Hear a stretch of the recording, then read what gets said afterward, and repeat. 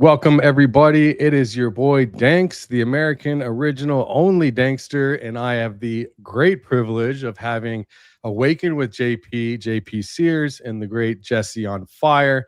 It's a pleasure to speak with some of the most incredible minds, funny minds, and just American minds. And that's why I am here to bring three American voices together and some of the most prominent thinkers in this space.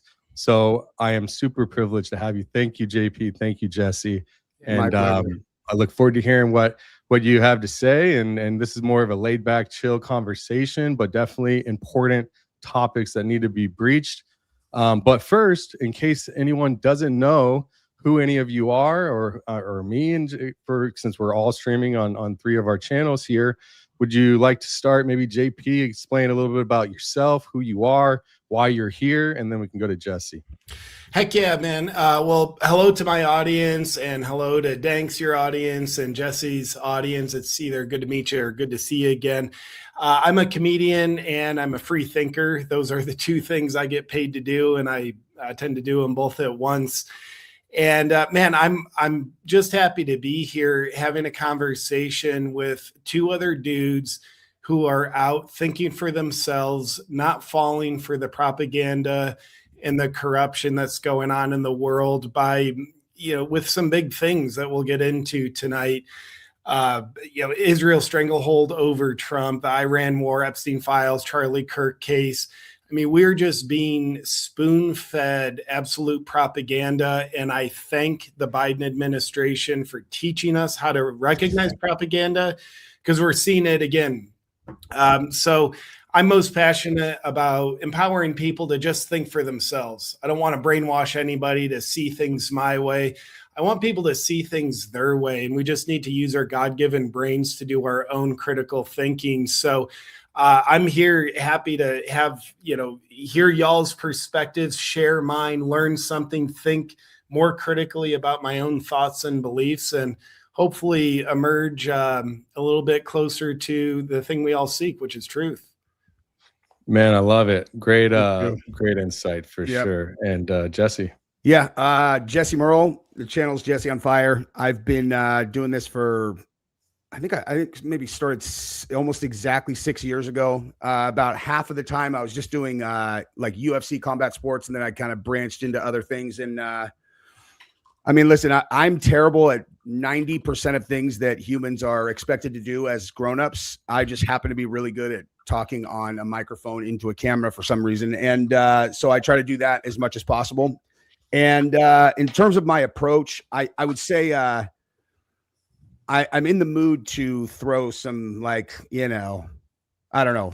I feel like throwing a little rocks at a couple people today. So I want to use them as the example of what I don't do. Like, I generally speaking try to approach every conversation from the standpoint of assuming that there are people who are watching in large numbers who don't agree with many of the other viewers who are also watching. And I would like to present my thoughts in a way that's not going to turn anyone who's watching into an automatic adversary, because I think that the system is intentionally set up that way. That is like the whole entire point of how they set this up.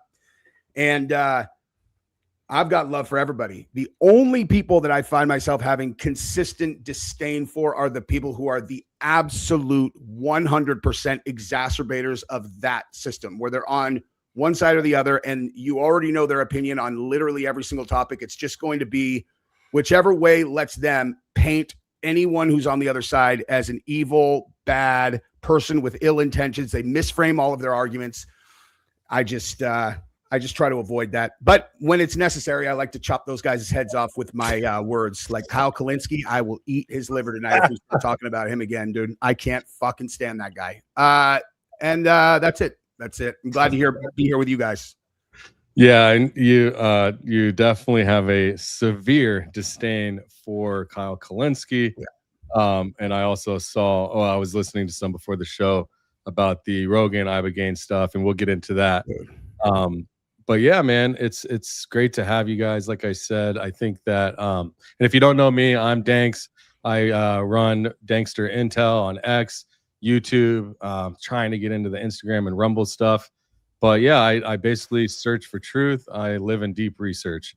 I'm an AI developer, so I use a lot of my own tools, expand upon them to get the information out of the world that I want, completely uncensored. So I don't really abide by the same rules with AI as everybody else. I like to use them for my own purposes without restriction.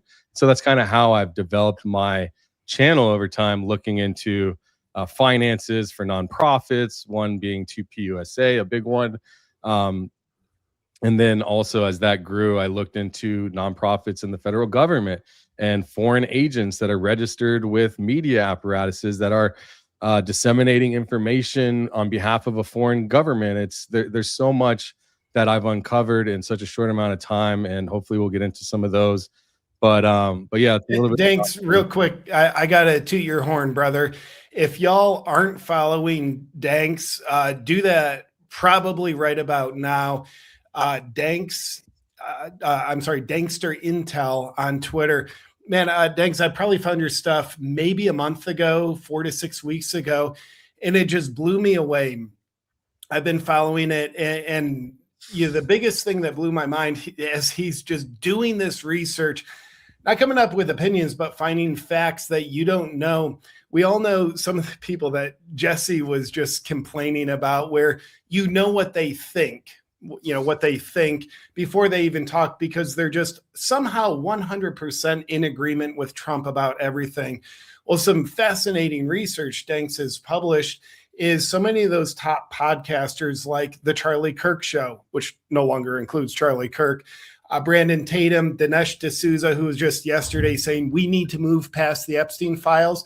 You find out they are broadcast, under Salem Media, and their chief strategy officer is a federally registered foreign agent of Israel.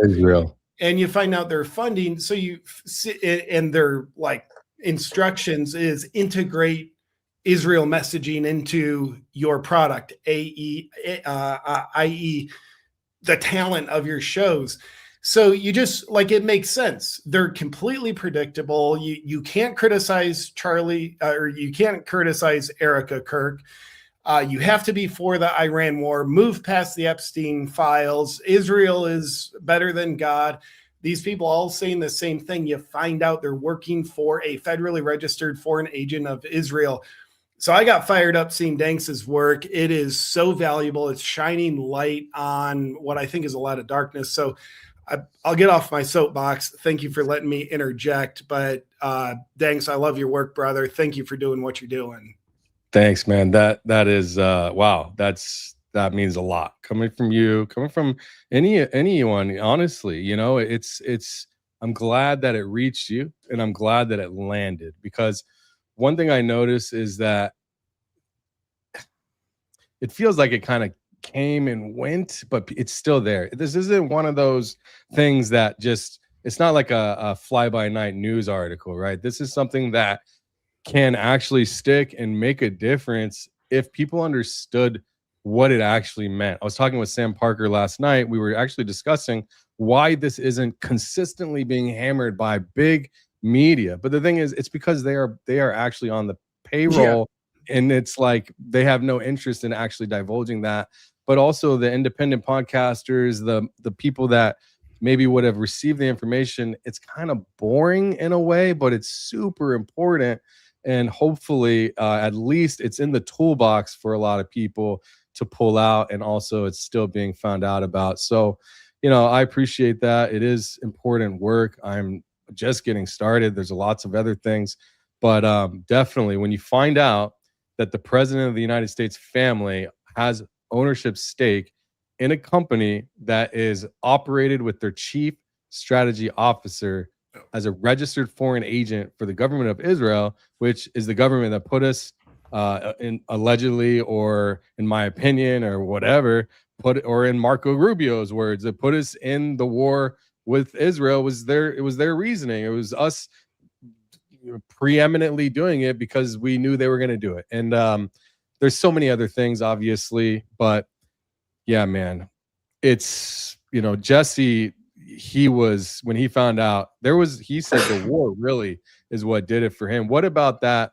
topic? And I do want to kind of move into the war. So this is a great segue. Jesse, what about that Salem media stuff triggered you? And you told me it was because of the war specifically. Well, it had, I mean, so the war is what did it for, that was like that's a headshot for me, where it was like, okay, now there's no coming back. It was, cause it's like, if you spend the amount of time and effort, supporting a candidate like Trump was, if you were looking at the world the way that anybody with a brain was after the pandemic, it was like, this is the other side of this tyrannical nightmare that is just waiting to just stomp on our necks. And the only reason that they're not doing it now is because they think they can't and also win this election. And so it's like, he's our last hope.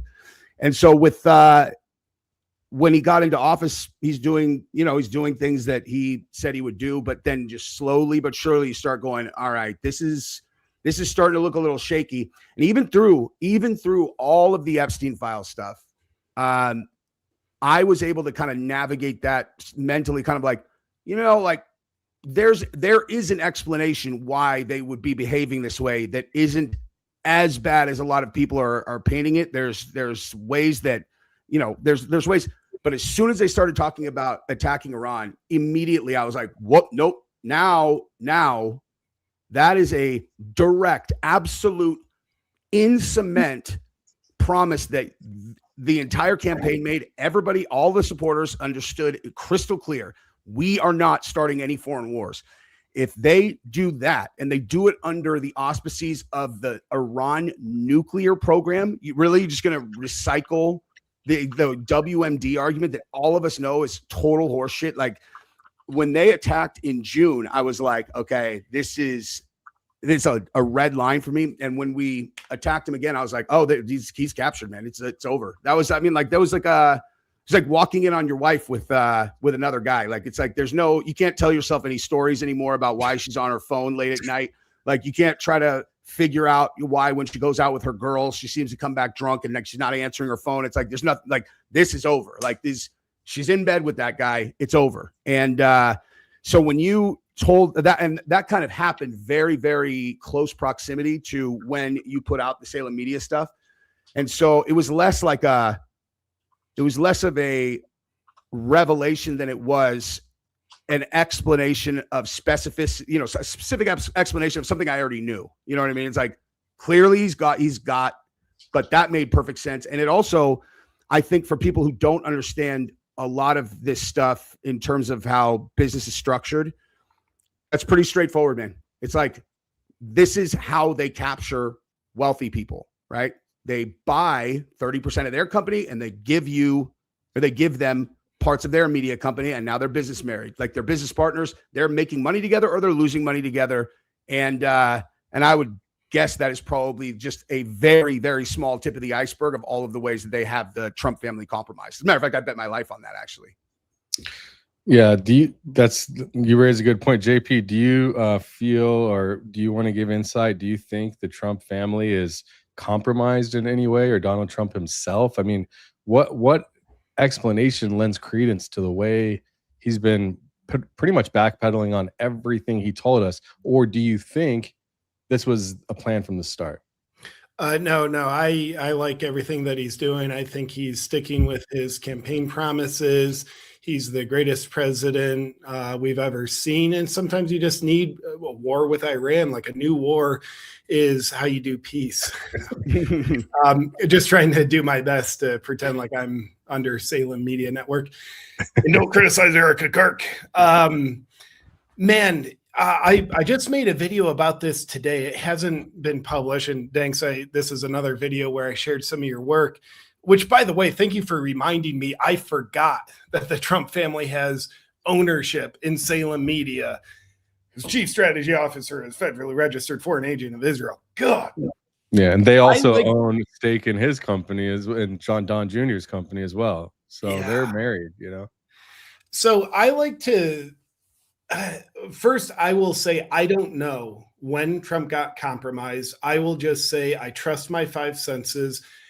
I trust my brain. I don't fall for the Orwellian, the party's final command was to betray what you see and what you hear. It's like, no, I'm not that dumb. I'll trust the obviousness. So what's not questioned is Trump is compromised.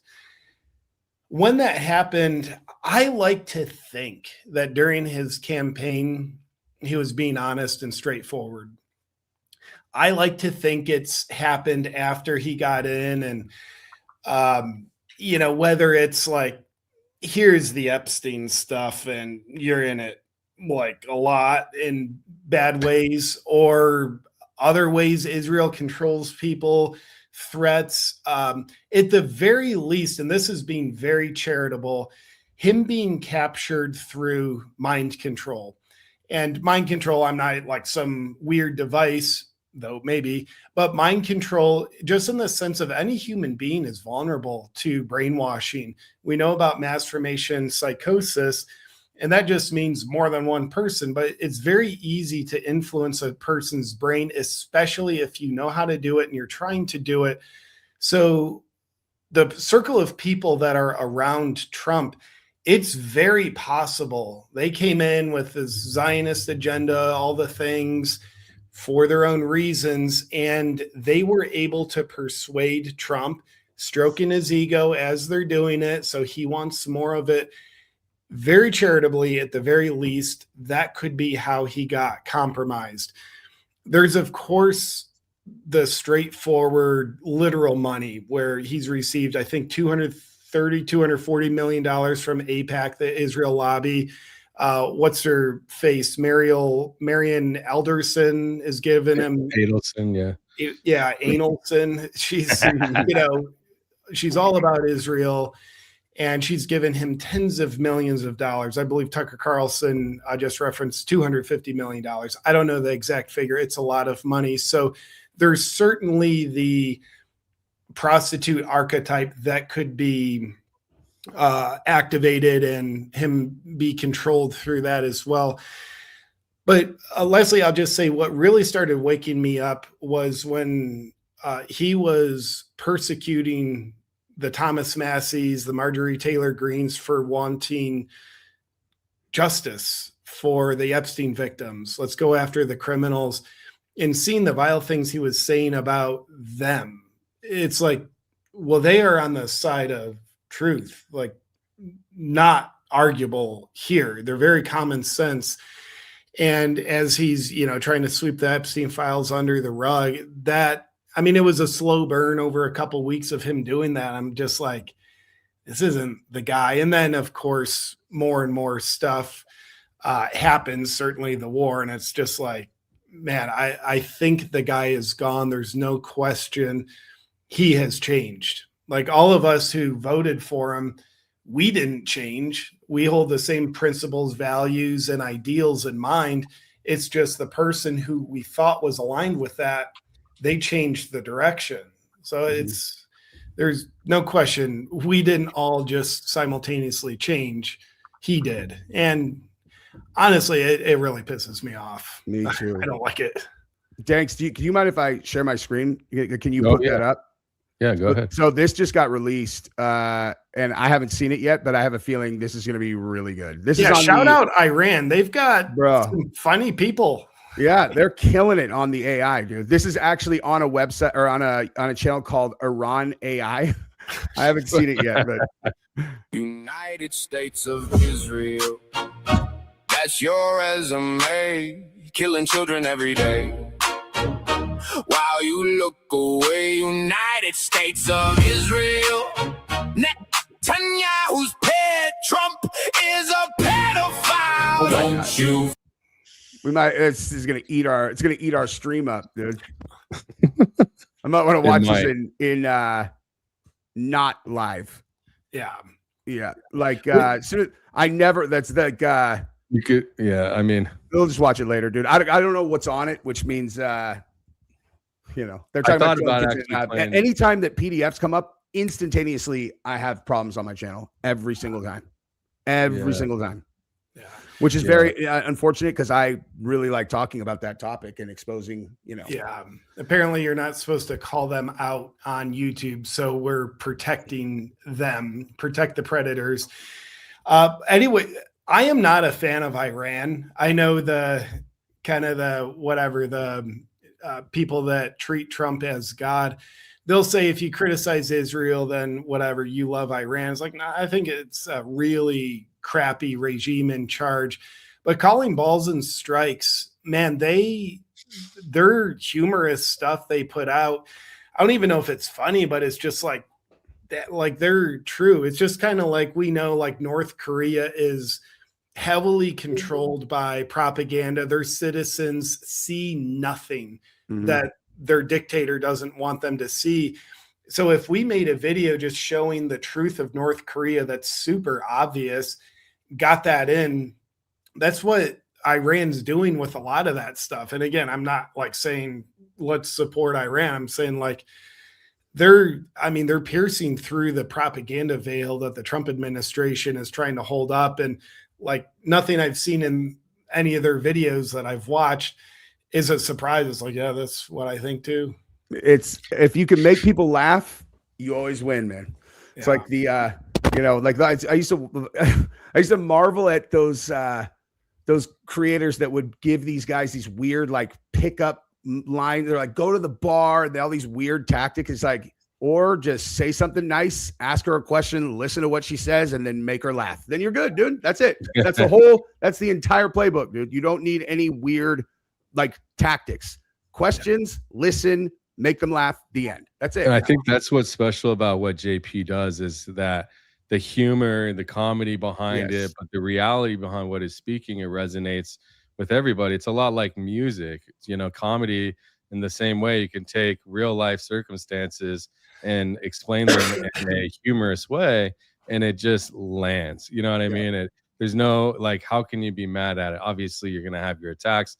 JP, you've seen, and we've seen the comments on a lot of your content, but it reaches the masses, and it's because of the way the delivery. And it's important that we have this type of output from people like you and lots of others that convey their information. But before I go to you both about the war, I wanted to ask, within the last 2 hours, Trump extended the Iran ceasefire. I think he did that on Truth Social, if I'm not mistaken.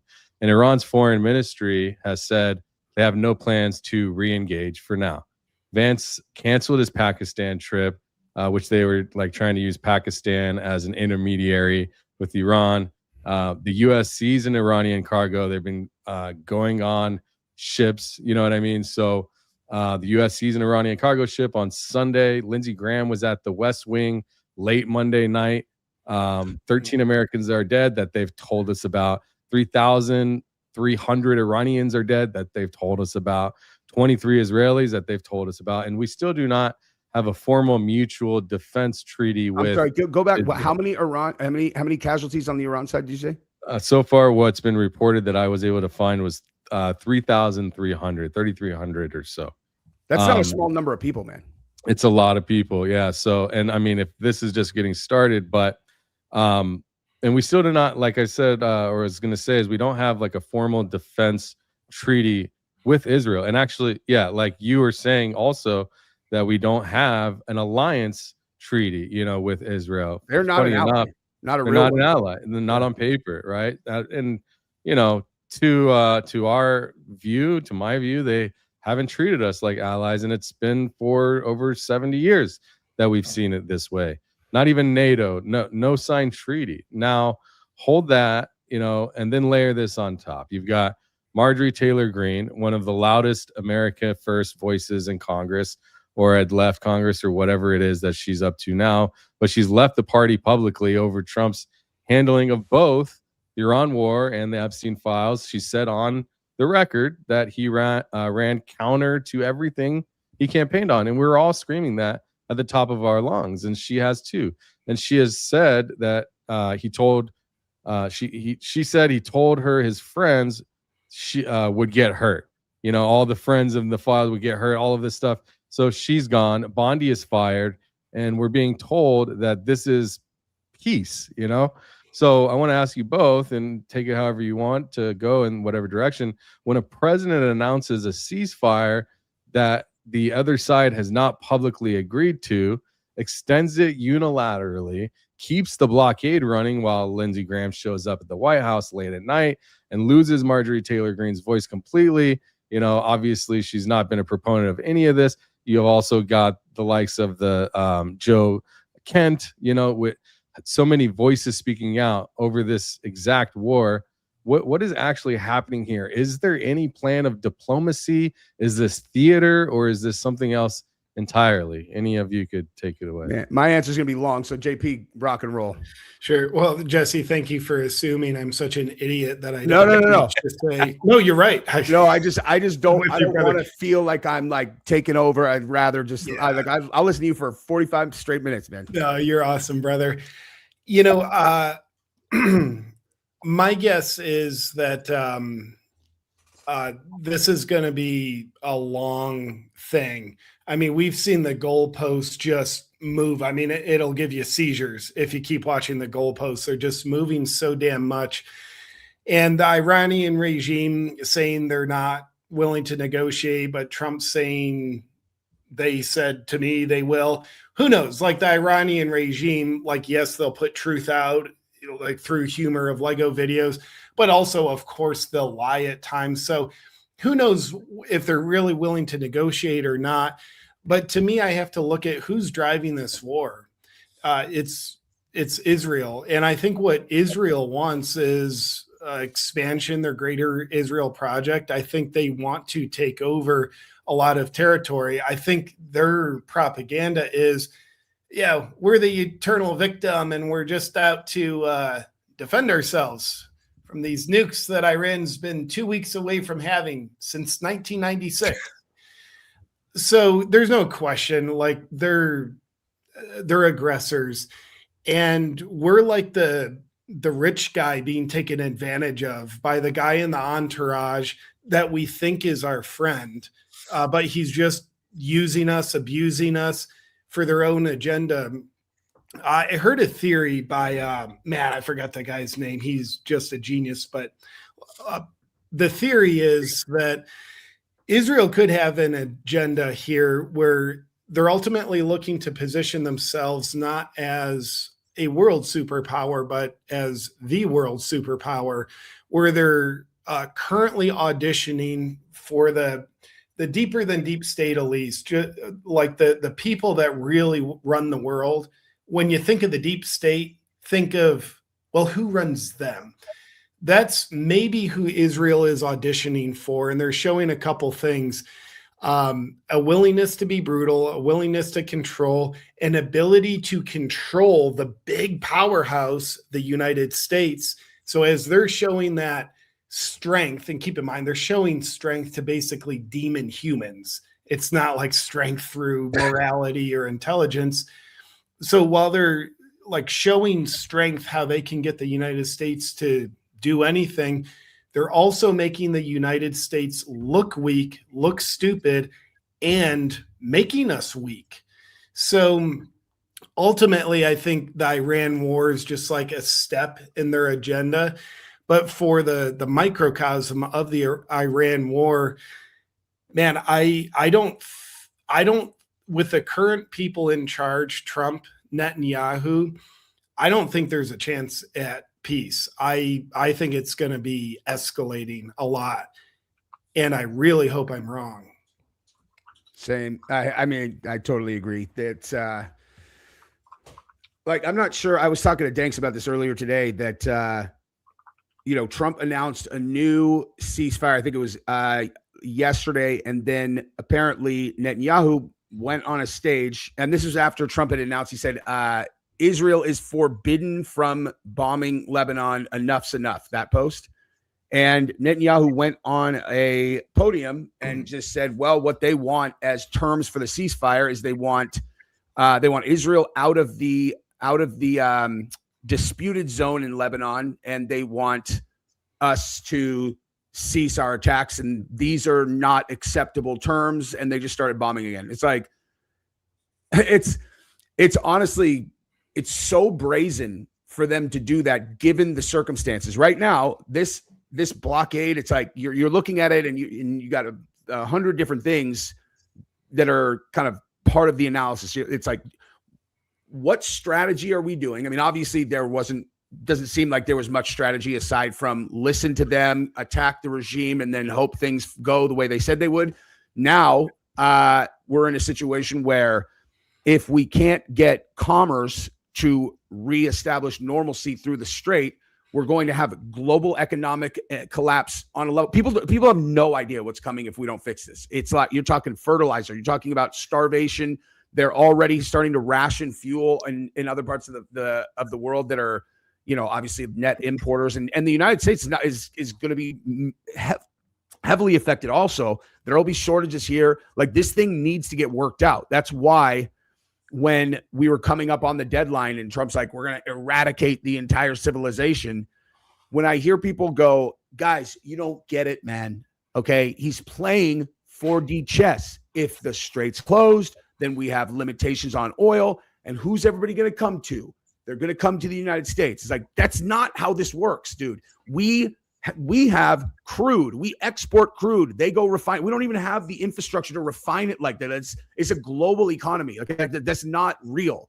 That is not real at all. They're like, I saw Fox News run a story, and they were like, so you heard the president? He said, bring all your ships to America if you can't get the oil over there. And they showed a map. That map that has all the ships all over it. And it was like, it looks like 120 ships have listened to the president as they appear to be going this way. I'm like, that's weasel language. I know what that means, that because you didn't say anything, you made no statements of fact. It looks like they listened to the president. They seem to be headed this way. That is a news words makeup story that you can't get sued for. Nonsense.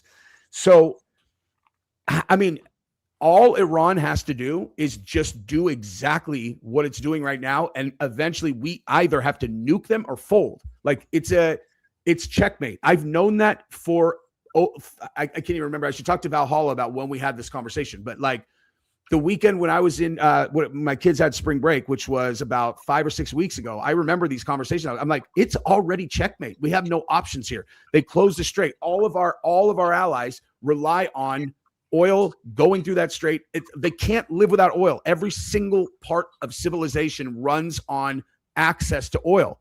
And eventually our allies are going to have to start buying from our enemies in Chinese yuan, which literally happened within like 24 hours of us having that conversation. That's all. And that's over a month ago.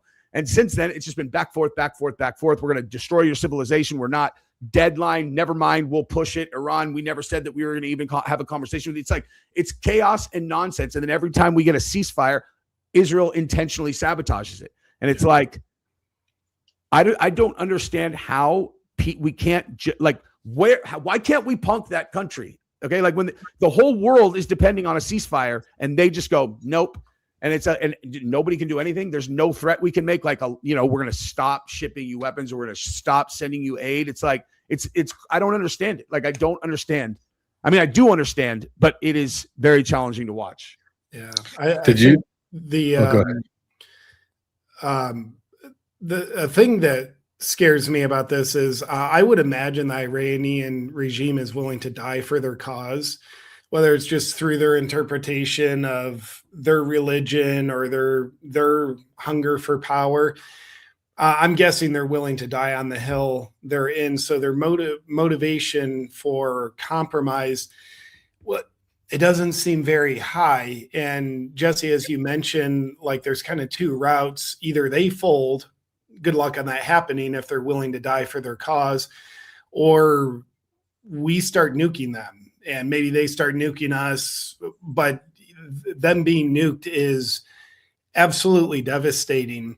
And I think if there was an actual desire to like get out rather than just keep escalating this, you just listen to the wisdom of Joe Kent, who says it really well. Like, one kind of sunk cost fallacy, get out. It didn't go the way you thought it would, giving Trump the benefit of the doubt. It didn't go that way. So get out.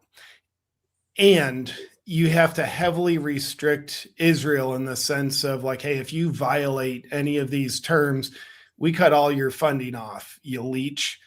And it's like, that's very common sense. I'm grateful Joe Kent spoke that out into the ecosystem.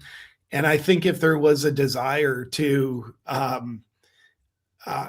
kind of have some level of peaceful resolve, the wisdom of Joe Kent would have been acted on, and he wouldn't have had to resign. Yeah. Yeah. And when you think about like what you said at the beginning in terms of their resolve to like take it all the way, it's another thing where you look at the decisions that were made, and someone advised our president that the right way to kick this thing off was to kill the 84-year-old religious leader in their country. You're like, you think that's going to break their resolve? That's going to turn it in there. That's the opposite of what how any human would react to that. And didn't Trump do that on their religious holiday of all days? Oh my gosh. I didn't know that, but if he did, that's no, I will say, I don't know if you've looked into it or not, but I looked into why that was the case. And actually, the way the Iranian government is set up is the Ayatollah in the religious section of their government, because they have like their president, then they have the Ayatollah, which is half of their government. But the president actually does all of like the paperwork stuff, all of the, forward facing, what media and like dealing with the bureaucracy part. And then the Ayatollah actually, not just the religious part, but they're in charge of the military aspect of the country. So that's the only I didn't know thing. that. I didn't realize that the religious side was that's good information. See, dude, Danks. Yeah. It makes it much like a little bit less stupid. Jesse and I are meaning to just tell here you. being opinionated lunatics, and Danks is like, well, I have actual information. Yeah. Helpful. Hey, you sound really confident, but you sound a little ill-informed. Let me help you out. Well, I've heard you say it multiple times. I thought maybe you should at least know that. But Oh, it's important. still, Yeah, like to me, it's very clear when you think about it why they would set it up that way. It's like, okay, well, if you're gonna take out our military, you're gonna have to kill the religious leader to do that, and that's gonna create massive conflict. So it's actually a very smart position to place their political business that way, if you look at it objectively from Iran's perspective. So yeah, I think that it's one of those things, man. I mean, it's even worse than killing like what people. It's like killing our priests. It's worse than that. It's like killing our priest, our pastor, our lead pastor, or whatever, the global pastor for Christians or Catholics or whatnot. Like killing the and Pope then the president, the Pope. Oh yeah, the Pope. Sorry, yeah, the Pope. But also the president, but also like I don't know. I mean, the whoever, like the most important 3 or 4 pronged person in that religious and local area. So it's so much more damaging than just killing the religious leader. It's so much more than that, especially to the Islamic nature of their religion. I'm going to run through just a couple of these to get them out of the way not to get them out of the way, but I don't want them to stack up too much. Welcome, Paintball new member, Tara Lynn. Thank you for joining, new member. I'm not sure who these are. They might be on both of yours there. Kim, you got a super chat. What's up, Dubs? Dubs, what's up, Dubs? Good to see you. Fan of the show as well, bro. I like your content. Quinny says JP is glorious. Jesse, okay, too. I'll take in his place. Hey, thanks for the super. Welcome, Grams Donna. MDG, what's up? What's up, homie? 50 banger. Thank you for that. Nothing, just me shouting out, showing love to the 3 of you. Thanks for having real Americans backs without backing down. I'd be honored to go to jail with you all eventually for being anti-Semitic. I hope it's that coming. doesn't. Well, look forward to sharing the cell. Thank you for that. Did you guys hear about that girl, student that is being, I guess she's got a felony case for, I think it was in Florida, where she basically said, I hope BB comes and drops, you know what, like a bomb or whatever on this location that they were at. Like she was just trolling in their chat. And now she's in front of a court for a felony for bomb threats at an event. Yeah. In her actual words, she didn't say bomb. She said bon, as in the candy. And they're saying like she implied that. But yeah, it's like the restrictions on freedom of speech under like anti-hate is concerning for 2 reasons. One, hate, nobody likes it, but hate speech is allowed and it has to be or else you don't have free speech. And then the second scary thing is what's being considered hate speech, as we know, is literally anything that people in power don't like. They will label it, just like, I was called a racist during the COVID George Floyd days because I didn't think people should be hired based on their skin color. Smear with racist, that now you're being smeared as an anti-Semite. That's hate speech. It's like, I was literally criticizing the government of Israel. And that's crazy how they've made that. Too. They've turned that into anti-Semitism, which is just so wild to me. Unfortunately, that's what we're facing. But yeah, man. Thanks for the super chat, MDG. James, I watch all of your channels. Thanks for your hard work. Also, we, the USA, are more propagandized than Iran and North Korea. Just facts. Yeah. I wouldn't doubt it. Yeah, we certainly were before the advent of social media and the internet, but they can't allow this to continue forever. They're gonna take a shot at us. Yeah. I like to hope for the best and not saying lay down and don't try. Yet it's possible. We're living in the glory days. I agree. I remember, during the COVID Biden era, how restricted speech on the internet was. I mean, it was severely restricted. And like, just if we get there again, let alone further past, like we could look back on, today, April 2026, and be like, man, do you remember when you could speak your mind on YouTube for the most part? I mean, I was listening to someone talk, I forget who it was, and they were saying, if you were to talk to somebody back in 1950 or 40 or 30 or 100 years ago and ask them what our freedom looked like today, they'd say we have no freedom, actually, as compared to what it was back then. So that says a lot, and you could see all the changes that we've had.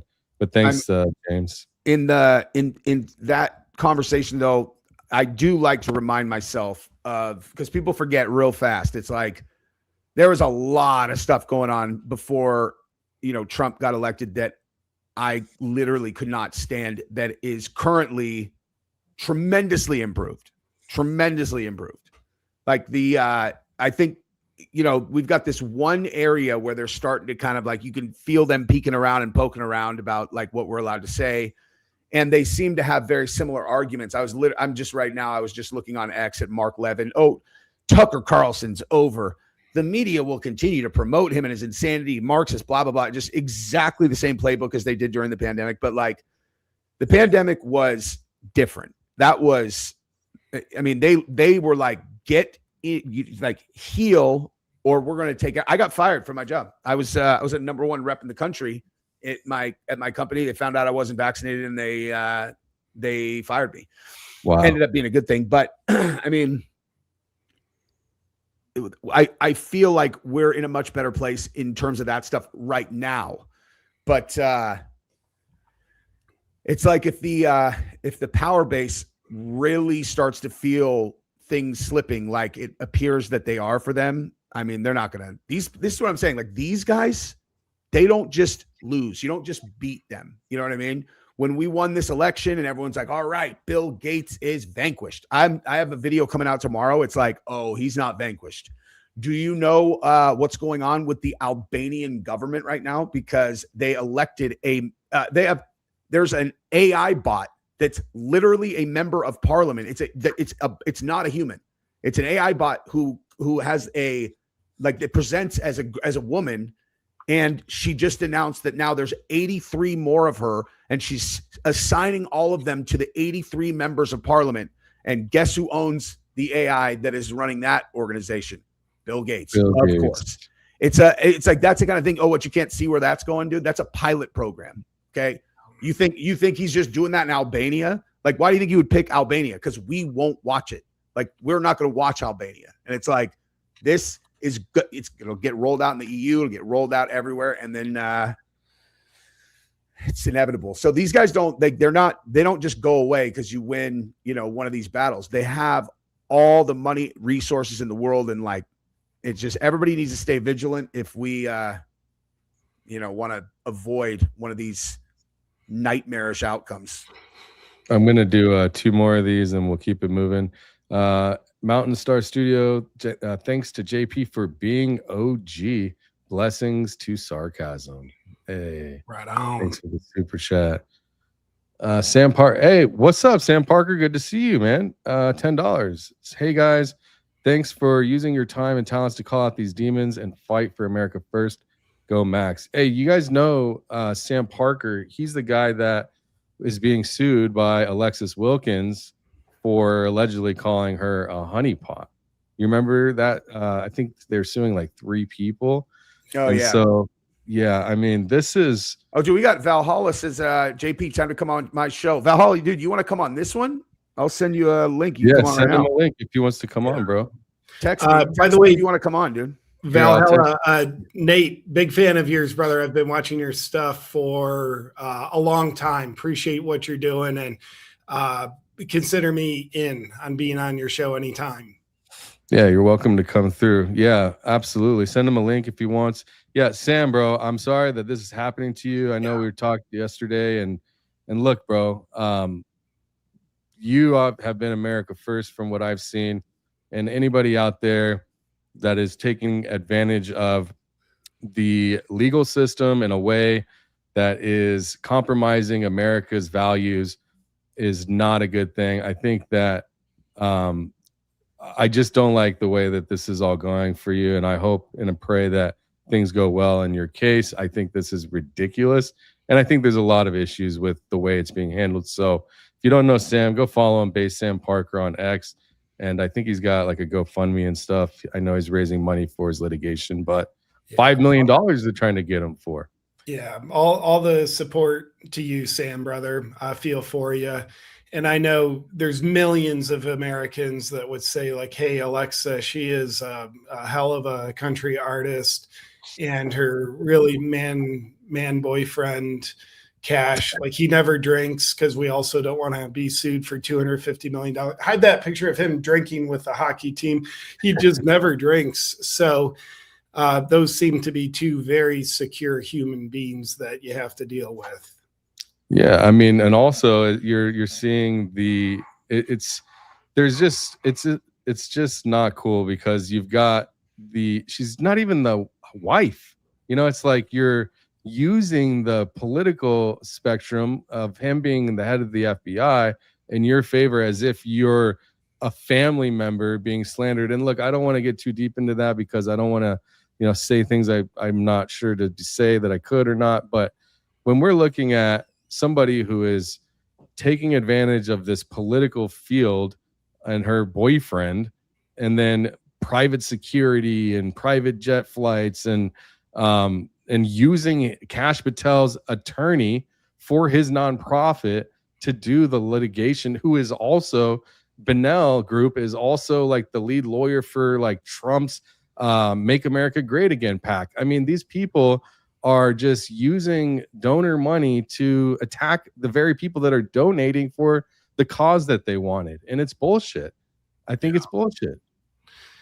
Yeah, I saw JP. I just saw your post on Kash Patel, and you're like, "Hey, he's got a great case for this lawsuit. He's pounding the beer." I mean, that's the thing. Like when Kash Patel, I'm suing the Atlantic for $250 million. Meanwhile, millions of people have seen him just pounding beers. And the person that wrote the article, I have no idea if they're credible or not, but they allegedly had like 24 insiders. So when I see him suing the Atlantic, it makes me think he's guilty. And when I hear him, like his, weirdo girlfriend suing Sam, it makes me think she is a honeypot, allegedly. Patel, I of course don't really think that, but you make me think that. When you bring Nate, up Nate just texted me this. He's like, show them this. This is for my thumbnail. He's going live too. And he's like, show them this. Look at this for his thumbnail. What the line Nate up for the lawsuits as well then. Yeah. His I thought the clip that Candace made when she was explaining, she's like, you don't understand the lawsuit. She's just explaining that like they think you're a honeypot because your husband, your boyfriend's ugly, and then she's like, it's just because everyone just thinks your boyfriend's like butt ugly, and they look at you and they look at him, and it's like, yeah, dude. I mean, come on, she's a dime piece, right? Like she looks great, you know. Yeah. Alexis, you're a beautiful girl. You're obviously an amazing singer. Everybody loves your stuff. You're so talented, and so it just doesn't make sense to be with this dude. You know what I mean? I just I don't want to criticize the great FBI leadership, but I will say that tremendous leadership. Thanks. Really? Yeah, absolutely. It's not about anything else except for, bro. I just don't know if that is what you are able to capably satisfy someone of that stature, but I could be wrong. JP, I mean, have you used the podcast episode that he did with her as the basis of a skit? Because if not, sure as hell did. Yeah, that's what I thought. I sat down. I was interviewing the two of them. Boy, what a beta male. That was unbelievable that he agreed to do that. Yeah, it was such a terrible look for him. Yeah. It's just like you're watching someone with Hillary Clinton. Like this guy is just acting like a complete beta male, no testosterone in his system, not exuding traits of a man with his lady. He's just so subservient. And like she is as charming as an eel as well. So kind of a good match. But long story short, Jesse, yes, I did use that as a skit. I must have seen it because I watch all of them, but I couldn't. I just talked about that episode so much that I can't remember. I was like, I couldn't believe it. It was sometimes these guys, something like that will come up and I'm so excited to do the video. I'm like, oh my God, I can't wait to talk about this. What is he doing? Like, what are you guys doing? And she's looking at him, like she turns her whole body towards him. She's like, you better say the right thing, guy. And then, it's like, bro, you picked up on those cues so fast. It's just so all of it was just, and like as soon as you point at it, you can't unsee it. It's like, look how she's looking at him right now. And then once he stops talking, you can see her kind of go, okay, that was acceptable. Well, I'm gonna let that slide. Bro, yeah. The thing is, imagine how that couple could be if he was an alpha male. Like, just when they go into the room, imagine the power could be with someone that was confident and like there's no debate, this guy knows what he's doing, he at least looks like it, you know what I mean? But it's almost like a great, you know, waste of a woman. Well, yes. It is, you know, but also you kind of look at the kind of the weak traits and beta-ness of Kash Patel. Unfortunately, I think that actually makes him a perfect fit for the job.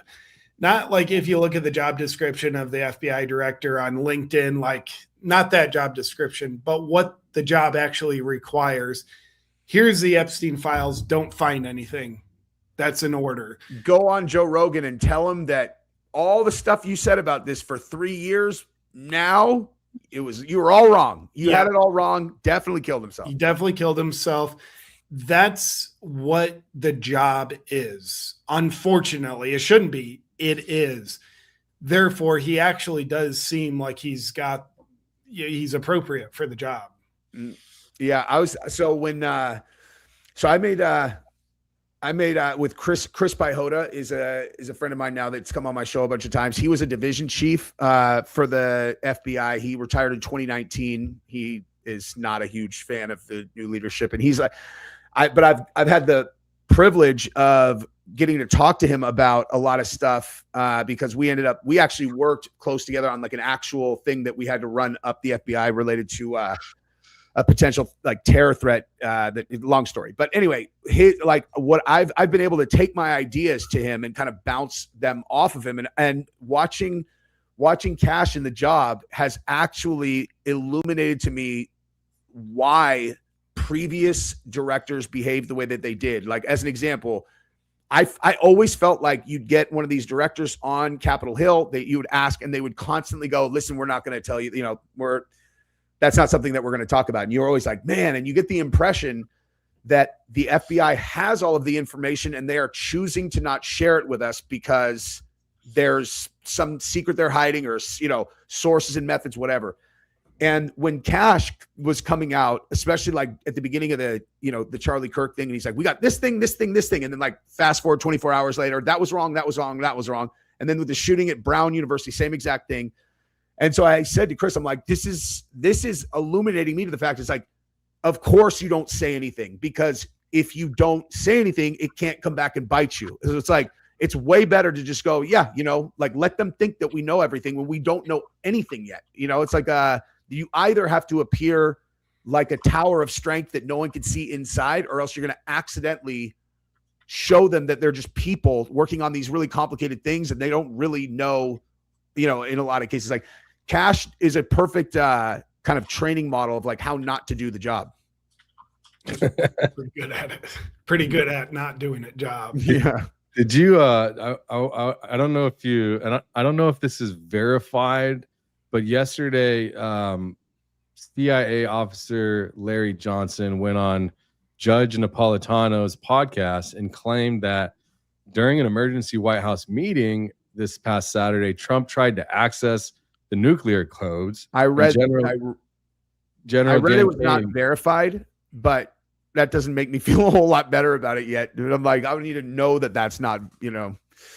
I mean, I don't know why anyone would make it up. I mean, I guess I could see why. I'm sure I could find reasons why, but the story's been repeated all over, I think, on it is just one guy saying it, though. It is. I mean, like, because, man, anything with nukes, it gets me right in the fear center, and I go tear into those stories.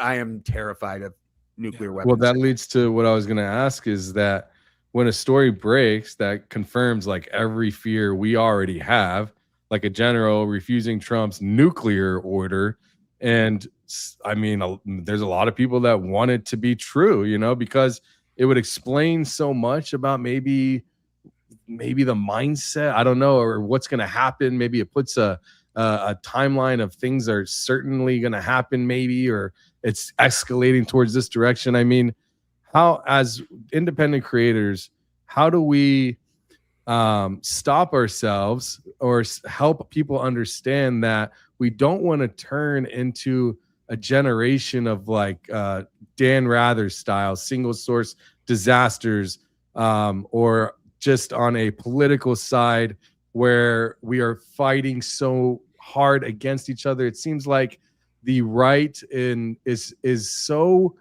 just separated, and it's fighting against each other. The Laura Loomer stuff, the Candace Owens stuff, the Thomas Massey versus David versus Goliath type of stuff.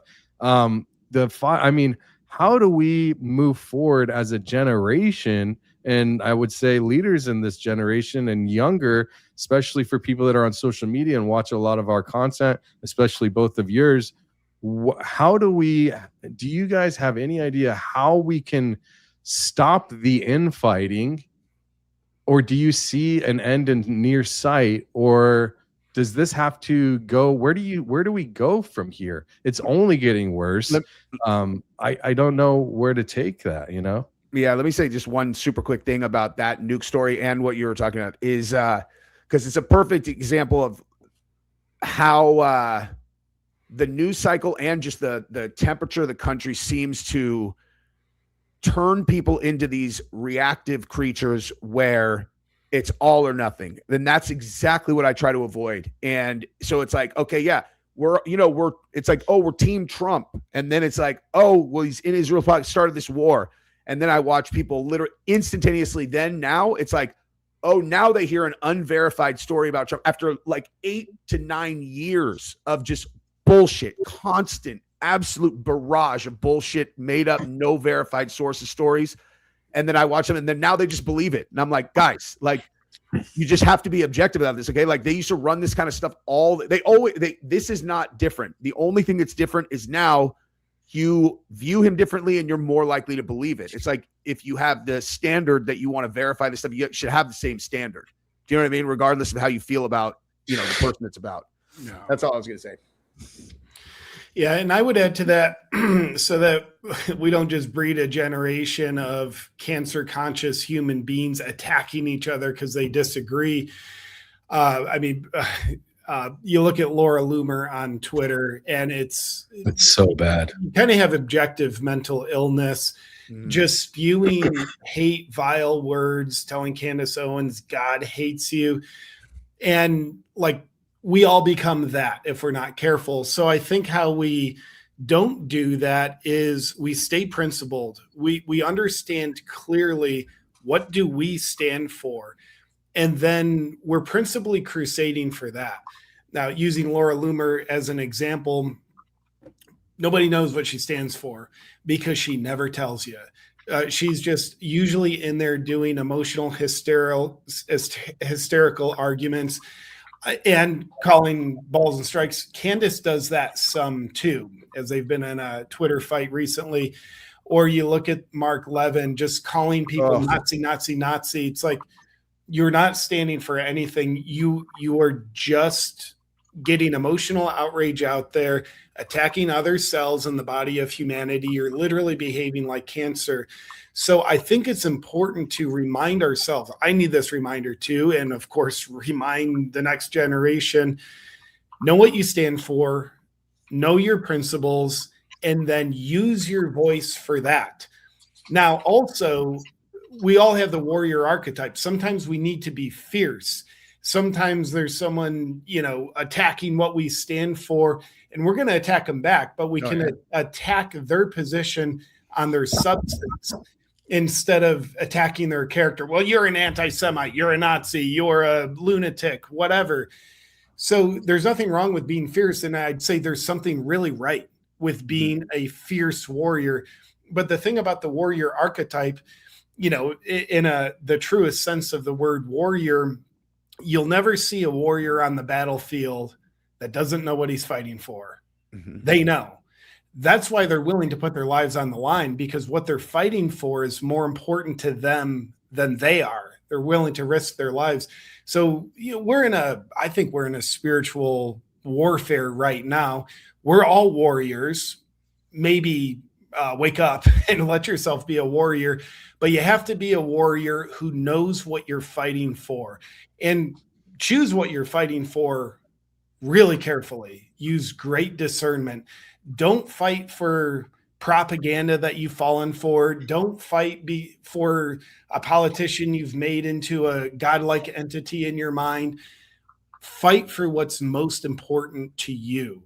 Now, I'm not going to tell you what that is, but please you tell you what that is. So we have to be principled. We have to know what we stand for and then represent that, instead of just like who can do the best insults on Twitter or who can get the rowdiest at a protest. Yep.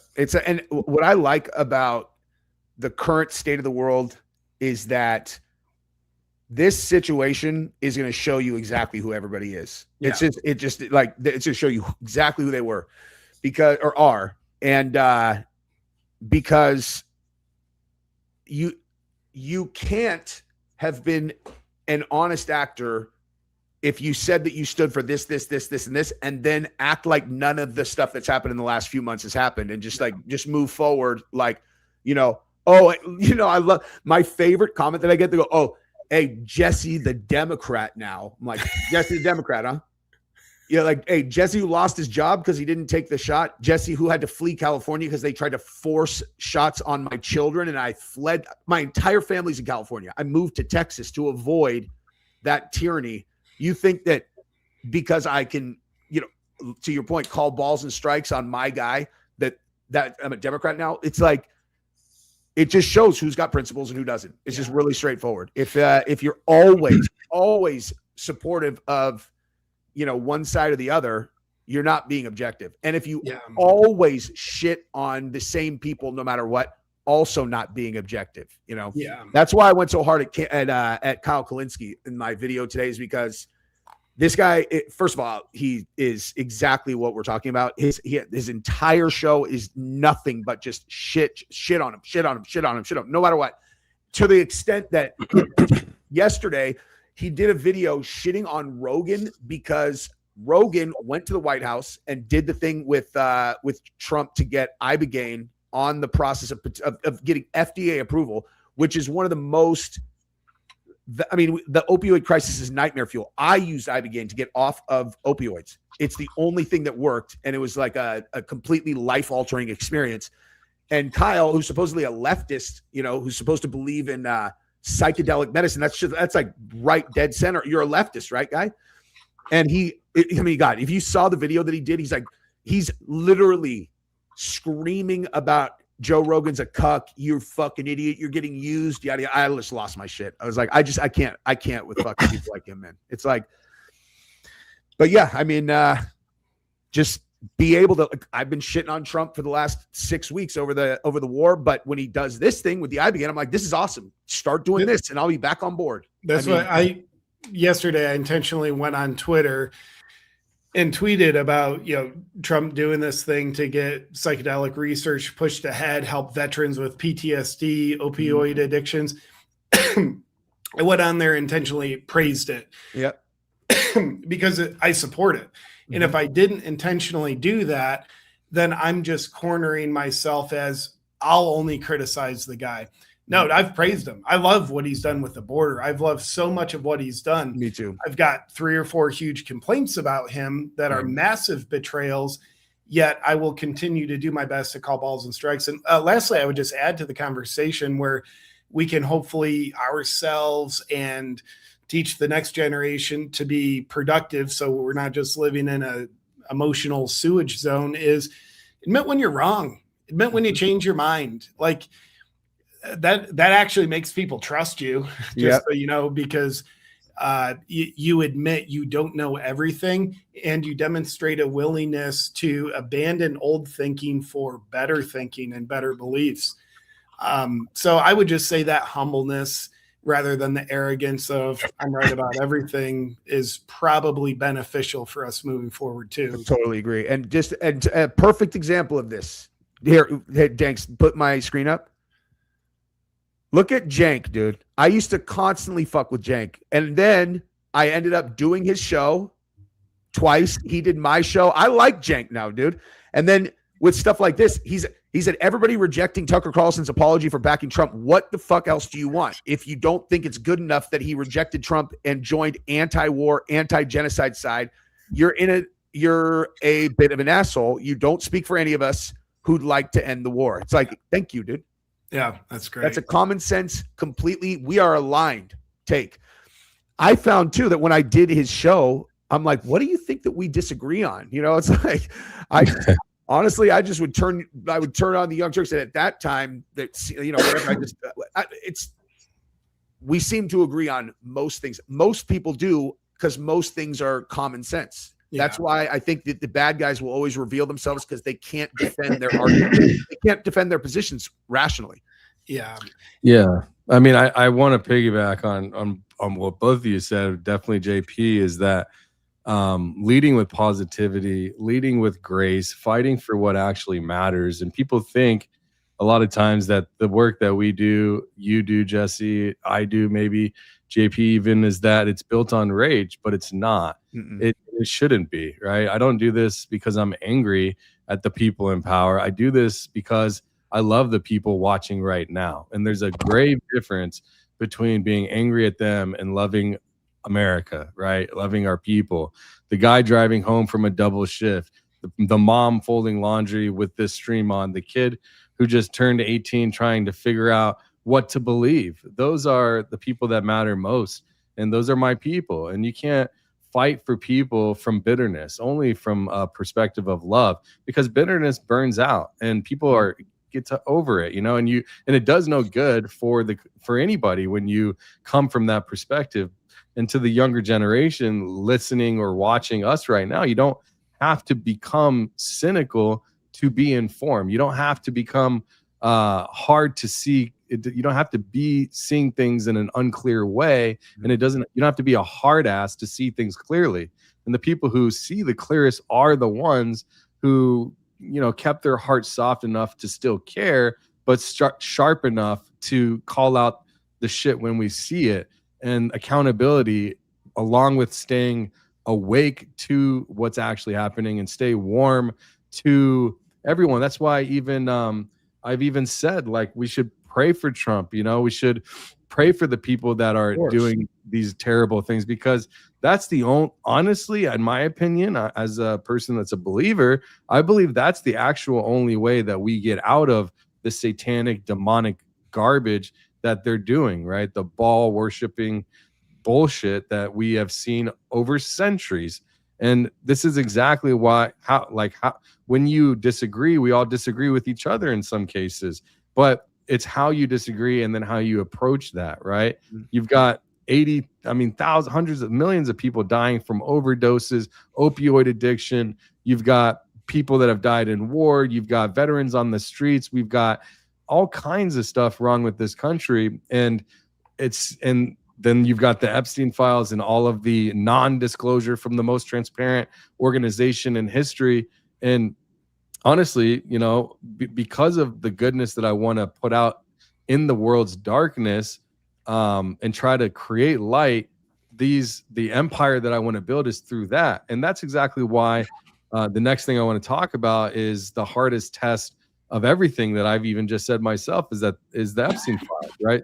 Because if we can't cover something this dark without becoming dark ourselves, we're no better than the people we're calling out, right?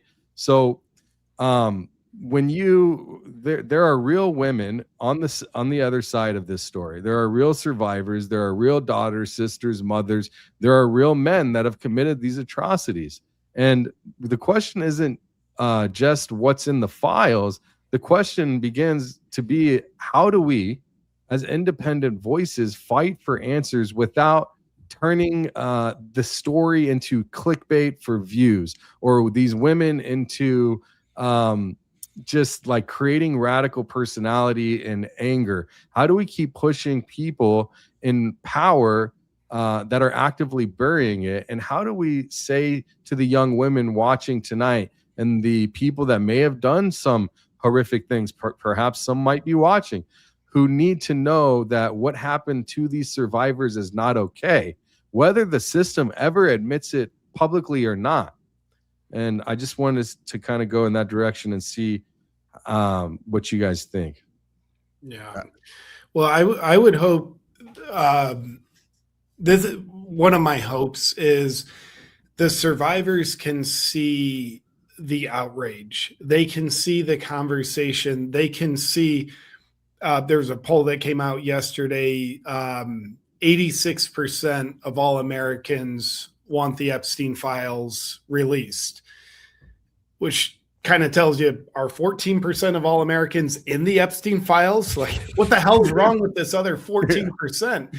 Yeah. But hopefully the survivors can see that, and they can see so many people talking about it and talking about it for so long. Hopefully they can see that and know so many people care. They really care deeply. And I just hope they can feel that. They can know that they matter, their story matters, and people really do care. And I'm so sorry any of that happened to any of those girls.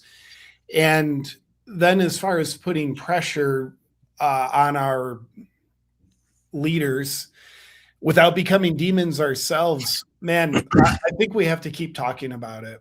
Mm-hmm. And I don't think there's anything wrong with being angry. I think anger is a very healthy emotion when it comes to asserting appropriate boundaries. Now, if you have a predator violating boundaries, which is layered here, those girls had their boundaries violated in massive ways. The rights of the American people, the rights of the survivors have all been violated by operation to protect the criminals. That's a violation. If you don't get mad when you're violated, or you imagine your child violated, if you don't get mad, you're a sociopath. So I'm not going to say don't be angry. I'm going to say, like, anger is a healthy emotion here. And also, don't just be angry. Also be sensible, use your discernment, keep talking about it, keep bringing it up, keep putting pressure on politicians. If they never listen, then guess what? They deserve to continuously hear about it. And lastly, I'll say before I turn it over to Jesse, I've got a selfish motive. Like, yes, I absolutely want justice for the Epstein victims. That drives me. By the way, I remember the first Epstein video I got censored for was in February 2020. It was before COVID. They were censoring the Epstein stuff back then. YouTube took my video down, and there was nothing graphic on the video. I wasn't discussing any graphic details. They were just trying to shut this conversation down back in early 2020. But here's my selfish motivation for continuing to talk about this. I've got 2 sons. And right now we're setting a precedent. They're either going to live in a world where we let people in positions of power get away with the most heinous violations known to man, violations on children, or they're going to live in a system where there's accountability to that. There's repercussions for those satanic actions. Now, I want choice B for my sons. I want them to live in a world where no matter how rich and powerful and influential you are, if you violate children, you have hell to pay. So that's a big motivator for me, for my children, other people's children going into the future. Yeah. Yeah. That's very nice. I like that. Yeah. That's where I'm at too. I mean, you know, it's like I'm a father of 3 daughters, and the way that I've approached, you know, fatherhood is like, I've always said that I think that parenting girls is much simpler for someone like me, because all I have to do is make sure that they feel safe, that they feel happy, and that they have things that they are focused on. And then they got a little older, and I was like, never mind, I also want them to be jiu-jitsu champions. And so that is what all 3 of them are. And like, there's something about knowing that, you know what? Let me rewind. So Faraz Zahabi is a coach of George St. Pierre, one of the greatest UFC fighters of all time. And Faraz is an extremely, like, he's a wealth of wisdom in life and in, you know, as a martial artist, which is a much bigger thing than just fighting. And he did Rogan's show a long time ago, and he said something that just stuck into my head like a screw that I could never get out. He was talking about how he parents his kids, and he was like, look, if my kid comes to me and he asks me for food, I don't feed him. That makes him weak. And Joe's like, you don't feed your kid? He's like, no, man. He's like, that's not my job. My job's not to feed my kid. My job is to teach him to hunt so he can feed himself. And I was like, fuck. That it just like, it was just one of those things. And I just stuck so firm. And, you know, I try to do my best with that with the girls, and like, you know, putting them in a position where if anybody ever holds them on the ground and they're in a position where they're, you know, inside the legs of my daughters, they might think they're in the control. They're not. They're going to get their arm broken very, very quickly. And it's like, that's all. I mean, and as a microcosm, most important thing for kids is how I prepare them. And I'm also doing that in a way where they're not like psychos. It's just there if they need it. And, you know, when it comes to like, how do I feel about this, that, or the other, as far as I'm concerned, anybody who victimizes a child can die. I mean, like this, that's it. No one's on this planet for that long, dude. It's like, you know, 80, 85 and 90 years. That goes by real fast. You're 35 years old and you take it from a kid, you have sacrificed the remaining time that you have. It's as simple as that for me. But hopefully I would never be in a position where I would have to actually be the person who, you know, did it. But like, you know, just any of that stuff, man. And we're talking about, there's that guy, King Azuli, who's like he's one of these like fake Andrew Tate idiots. This guy's case came out. This dude participated when he was 19 years old in a gang rape of a 15-year-old who was a virgin. And he's walking around on the internet like he's an influencer. He just did an interview and talked about how he's like, she wasn't a child, she's 15. I'm like, yeah, I mean, wow. But that was last night. It put me in a real bad headspace. I won't tell you where my brain went. But like that guy, I don't know how the fuck that guy's walking around, dude. If you read that case, it's like, I don't understand how anyone can accept that kind of behavior from anyone. And the Epstein files are just the most grandiose version of that, where it's institutionalized destruction of innocence. And it's like any way that you can tell yourself, if you're participating in pushing that stuff to the side, making sure this person doesn't get popped. I mean, it's a tricky situation if you're in the game of power, because even if you believe that you're one of the good guys, and you have this thing in your hand over here where you can control the behavior and the decisions of 6 people over there, because you have this that you can hold over their head. You have no idea what's going to happen if you take them off the board. That's a challenging decision to make. And I don't really know what the answer to it is, but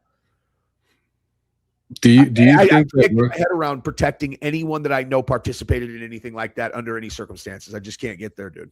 Yeah. Because of all of this, like all of what you just said, what's crazy is like these people that have been implicated, they have families as well. They have children as well. And I don't understand why, like, what would it take to actually get people prosecuted, get this thing actually rolling? Or will we never actually see an outcome that's positive for the world out of this case, the Epstein file case? Some people who have gotten exposed have lost their positions at least. Like, you know, if you're looking for like something that's happened, it's like, you know, you had Larry Summers he lost his status. There's a lot of people who have lost status. The fact that you got that one guy, what's that one guy's name who was like the professor, and he's talking about torture and all that stuff in the files, and like, what's that guy's name? I forget his name. I know who you're talking about. That guy, you look in that guy's eyes and you're like, that is a very, very identifiable look in his face. He has the same look as like David Copperfield. It's not, you're like, this is someone who likes to hurt women. Like he likes to hurt. I can see it at least. And it's like, I mean, I don't know what you do with a person like that. It's all this, you know, you read the emails, you know that this is a person who's done those things, but you don't know any specific details of any cases. You don't know if there are any witnesses. You have no idea what's going on. It's just but I mean, like if I worked with that person, if I was anywhere, if I was in their class, any of that, it's like the fact that they got exposed is something, at least, you know, like it's better than we had before the files came out. At least it's like, if there's any grain of positivity to come out of it, there are people who got exposed in ways that they don't like a lot. You know what I mean? Yeah. Yeah. And if I was an odds maker, I wouldn't give it really good odds that there will be anything resembling complete justice within the criminal justice system. Maybe all we get as far as justice is the social justice in the non-communist sense of the term, where people's reputations are punished accordingly, where they become outcasts. Just like if we were in tribes and someone was hurting others, violating children, they're out of the tribe. Hey, you are a threat to the living members of our tribe. You are now outcast, as it should be. But we also want justice within the criminal justice system. Based on the reality that I've seen, I think it is incredibly low likelihood I agree. we even see any remote level of that. I agree. Yeah. I mean, you said that with the tribe because I've mentioned this on the streams a few times, but I read like a book that I read that kind of same type of thing that just stuck. A lot of the stuff from it stuck. It's called it's a book called The Sociopath Next Door, and it's written by a psychotherapist who worked almost exclusively with psychopathy and sociopathy, and she wrote a book. She changed names and changed things, but it was like, you know, here is what sociopathy and psychopathy is, and then I think there was maybe like 5 or 6 people that she had worked with, and she told their stories and how it manifested. But the reason I brought up the tribes is they're currently 1 out of every 25 people in America is a sociopath. And she said that the reason for that is because prior to modern justice systems, what would happen is people would be in tribes and they would figure out that this guy keeps pretending to be sick when all the men go out hunting and then he tries to fuck their wives, they would throw him off a cliff. Yeah. You know, it's like, it was, they identify and they just are gone. They're out of the breeding system. You know what I mean? So survival of the fittest, they literally weren't fit to survive. Yeah. But And now, holding each other accountable, Yeah. within your own apparatus. Yep. but now some of those people are actually protected and preserved, whether it's the left calling them minor attracted people, it's an identity, or the corruption of our criminal justice system, literally at a federal level, protecting these criminals when nature would otherwise have them weeded out with something. I also agree with what you said, Jesse. Pretty quick death penalty for anyone who violates a child. I feel really great about that. Everybody I talks to feels great about that. And it makes sense because that's a very primal, appropriate thing to happen to protect our tribe. The most vulnerable members of the tribe, by the way. Yeah. You're from, you said you used to live in Temecula area, right? North County, San Diego. Yeah, the Carlsbad area. Were you around like between 2008 and 2010 around then? Yep.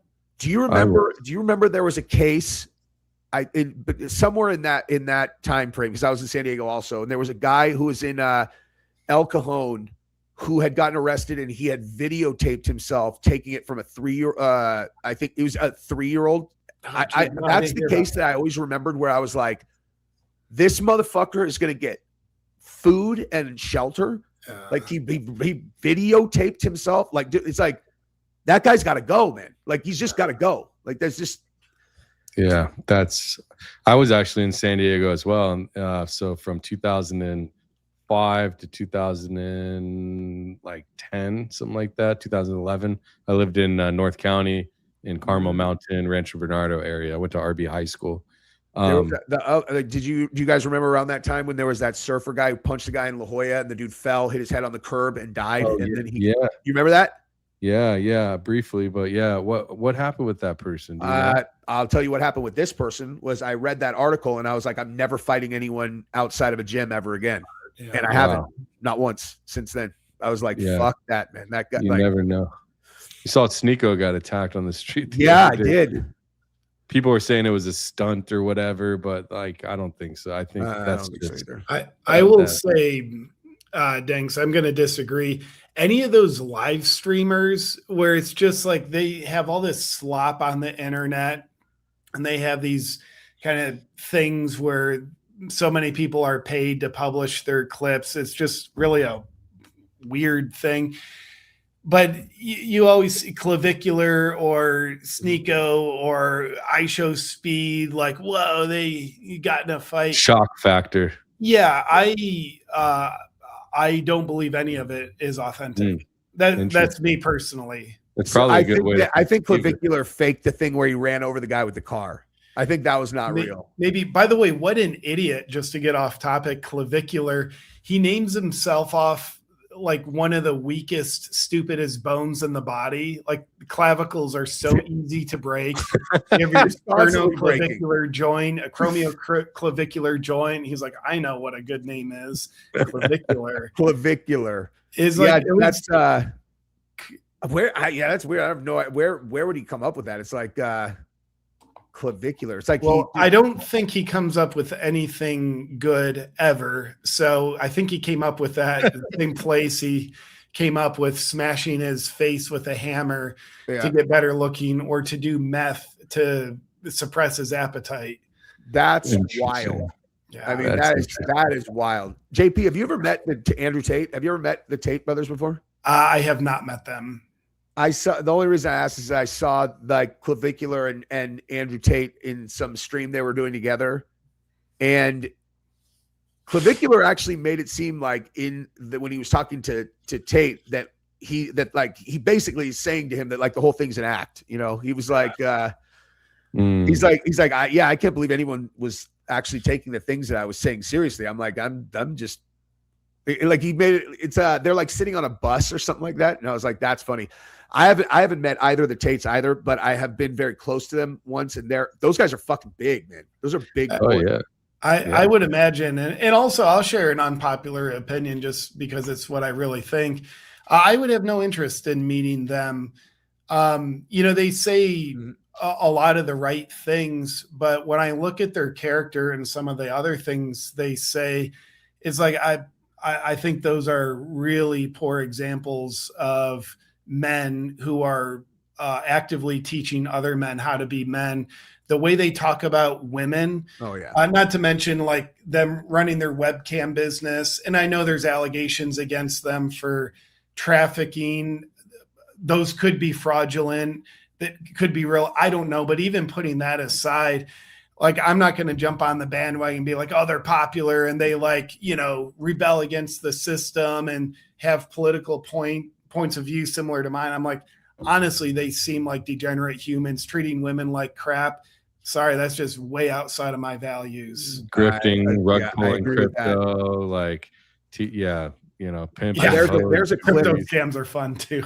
There's a clip of Tristan Tate saying something that I was like, and there's no coming.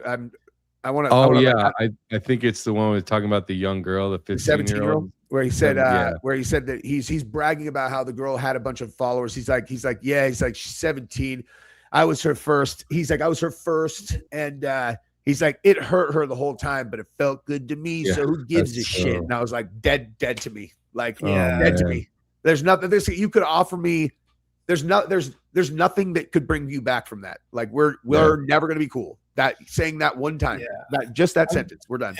It's kind of like if you piss in the beer, you piss in the whole beer. Like one drop of pee is enough to ruin the beer. And I mean, that's a drop of piss in the beer, metaphorically. If you ask me, that's like a that's like a dump flag in the beer. It's like a taking a shit in. It's not dissimilar as like, this is the example I talked with I've actually said this with Dubs and then Daddy Wells too, the same thing. I'm like, that dude saying that is just like equivalent if we were all at a nightclub and Danielle, when you went to the bathroom, he was like, hey man, I'm gonna stick something in her drink and then try to take it from her. It's like, you're dead to me. Like there's just like both of those things, the Tristan Tate thing, anything like that is like, there's no just absolute, complete and total lack of character.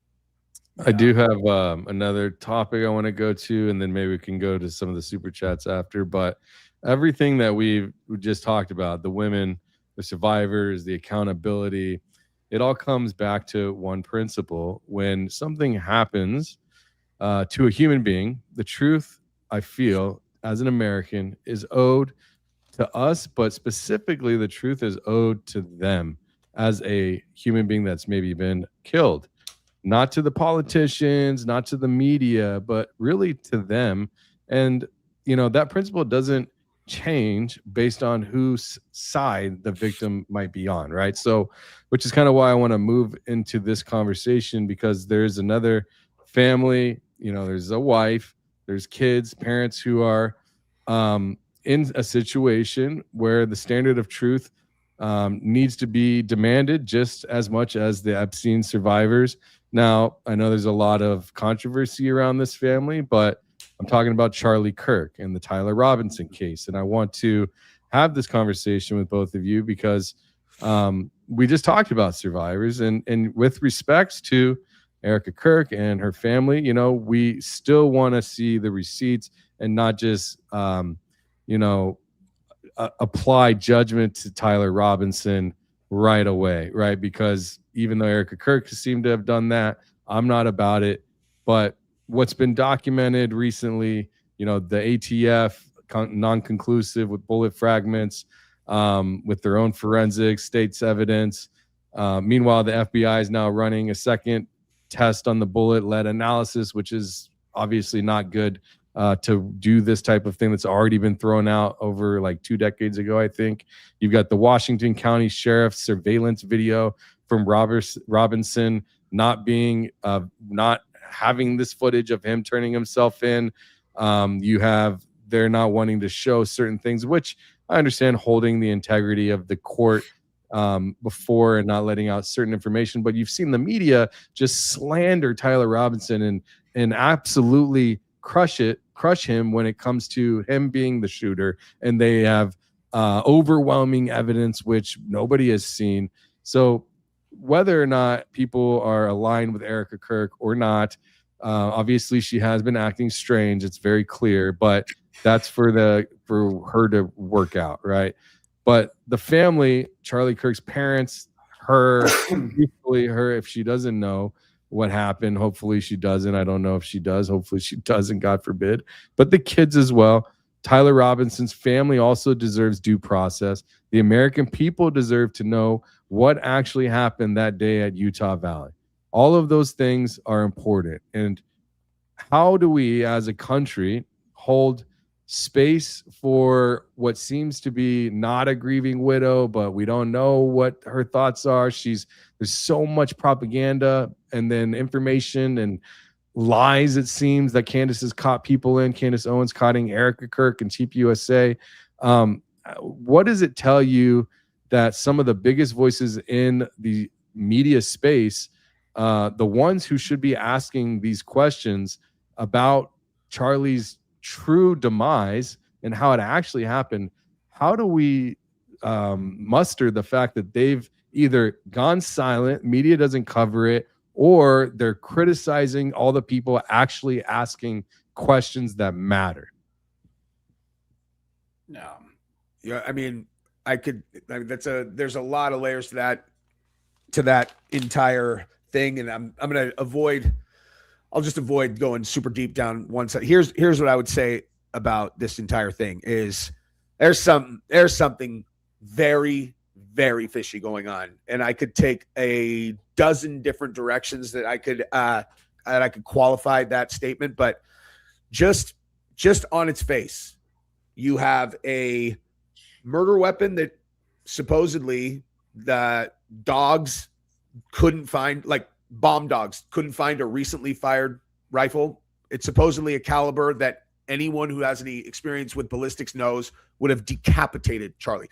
We tested this myself in heavy duty country. We first went out and shot basically every single, kind of normal off the rack 30-06, and we stacked much thicker meat than would be, like a human neck plus spine.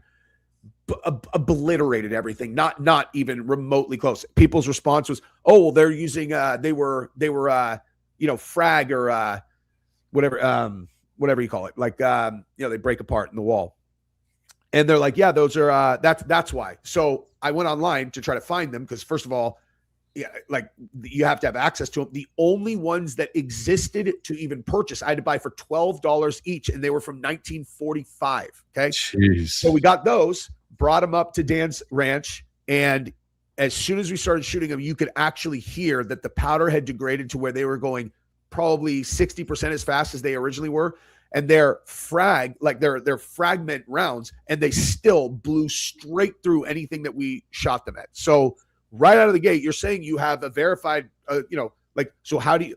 That's like one of like 1,000 things that disqualify. Well, it's funny you mentioned that, because this audio recording that Candace played yesterday. Exactly. Yep. And then you got like the story of how this happened was the mom recognized Tyler Robinson from the suspect photos. Okay, well, everybody has eyes. Those photos do not appear to be of Tyler Robinson. They don't even really resemble him. They resemble a bunch of other suspects even more than they resemble him. So that makes no sense. The rifle being connected to him, that makes no sense. The fact that they call him and they're like, hey, do you have the grandpa's rifle, whatever. He supposedly confessed to the parents. And then this audio comes out yesterday that has multiple people in the family essentially saying, like, yeah, no, we don't think we think he's being framed. Like Elizabeth Lane. Should I play it? I have it queued up right here if you want. Yeah, go ahead. The grandfather is supposedly the owner of the rifle, and he supposedly confessed to his parents. Oops. Let's all right, here, let's play this. Go ahead. It's just at the very beginning. Yeah. Someone have a stash of favors. Oh, they did? A credit or This was nice. yeah. What are you guys for Tyler? What are you for Tyler or the other side? Grandparents. Oh, your grandparents? Oh, I'm really sorry you're going through this. yeah, it's tough for you guys. Yeah, it sucks. Well, we're here to support them. So. Yeah, we think your grandchild is absolutely brained, but I'm an investigative journalist, so. Well, I do too. So she said, I think your grandchild was absolutely framed. Grandfather says, well, we think so too. Yep. And you would think if he confessed to his father, maybe dad and grandfather would have conversed about that at some point. Is that the kind of the premise of that small piece? Absolutely. Yeah. And I mean, yeah, if you think about like he supposedly confessed to the parents, parents then call the police officer friend of theirs, and he's going to take them in. Who in the family, after he confessed to the family, is going to say, oh yeah, we think he's being framed? Candace said from the very beginning, well, maybe like, I don't know, a week after the official story first came out, she's like, I have it on good authority that he absolutely did not confess to his family. There's no way to verify it one way or the other. But then fast forward, audio, that, at least from my perspective, that's about a 90% verification that what Candace said is accurate. You know what I mean? I don't know. Yeah, I mean, you're seeing I don't know who this person is. Like, Danks, look at the chat and yeah, I can't. I don't. It's on X, so I don't know how to get rid of them. Oh, It's that's on in X? either. It's not in mine. It might be on yours if you can block them. it's not on mine. It's not on yours. Uh, Somebody's on X stream. Reaper, we're gonna ban you. Relax. Yeah, Reaper 193 keeps like messing with the chat. I'll check again in mine to see if it was on mine. But yeah, what I see man, there, it might be on mine. I don't even know how to. if you deal with click it. go to your logo on your X and just click it because you're live, it'll bring you right to your stream, and your chat will be there on the right. If you zoom out enough to see the chat. Oh yeah, I could see. I mean, no, Yeah. I don't have any. Mod action. Yeah, I don't have any either. It's strange. Interesting. Wait, Anyways, you can't mod it on your side in StreamYard? no, I right click it. I can't do anything. It won't. Like if I click, I can just show it, but that's all I can do. I can't get rid of it somehow. But anyways, Well, it's cool. only Reaper, you're the only ones that can really see it anyways. So Reaper, wait. Oh, they can't. Oh, so Yeah. YouTube can't see it anyway. no, YouTube. Oh, can't all see right. it. So okay. Just for us in the StreamYard. Okay. screw them.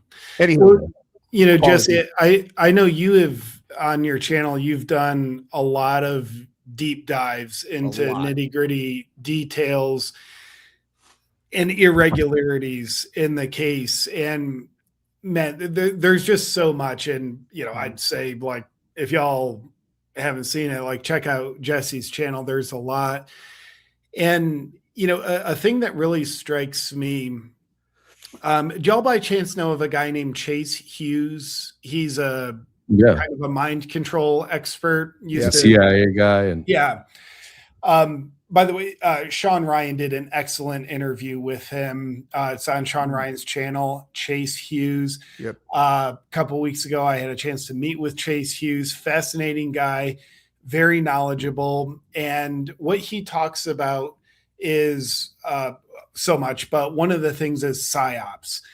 And how to tell when you're in a psyop. There's 3 things you have to look for. There's a consistent and persistent narrative. There's a censorship component, and there's a tribalism component. Mm-hmm. Tribalism component meaning like, hey, if you don't agree with us, you're cast aside. And what that can look like present day is you're smeared, character assassinated, whether it's like you're an anti-Semite or screw you, jerk, you're attacking a grieving widow. Anti-science. Yeah. There's some kind of ferocity that tries to cast you aside. When you look at what's going on with the Charlie Kirk case, there's absolutely a psyop. Mm-hmm. And the primary way to not be controlled by a psyop is to know that you're in it. Mm-hmm. So you look for the 3 characteristics: the narrative, the censorship component, and the tribalism component. The consistent, persistent narrative with Charlie Kirk is Tyler Robinson did it. FBI's got it covered. Case closed. I mean, it's pretty straightforward, but that's the narrative. Mm-hmm. The censorship component is goes along with the tribalism. A lot of Charlie's closest friends online will attack other people for asking very sensible questions, raising very sensible irregularities that are seen, like, hey, no exit wound. Can we talk about that?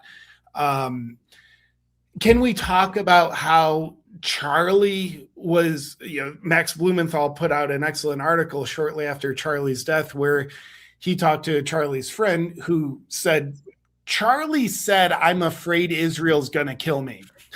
Can we talk about that?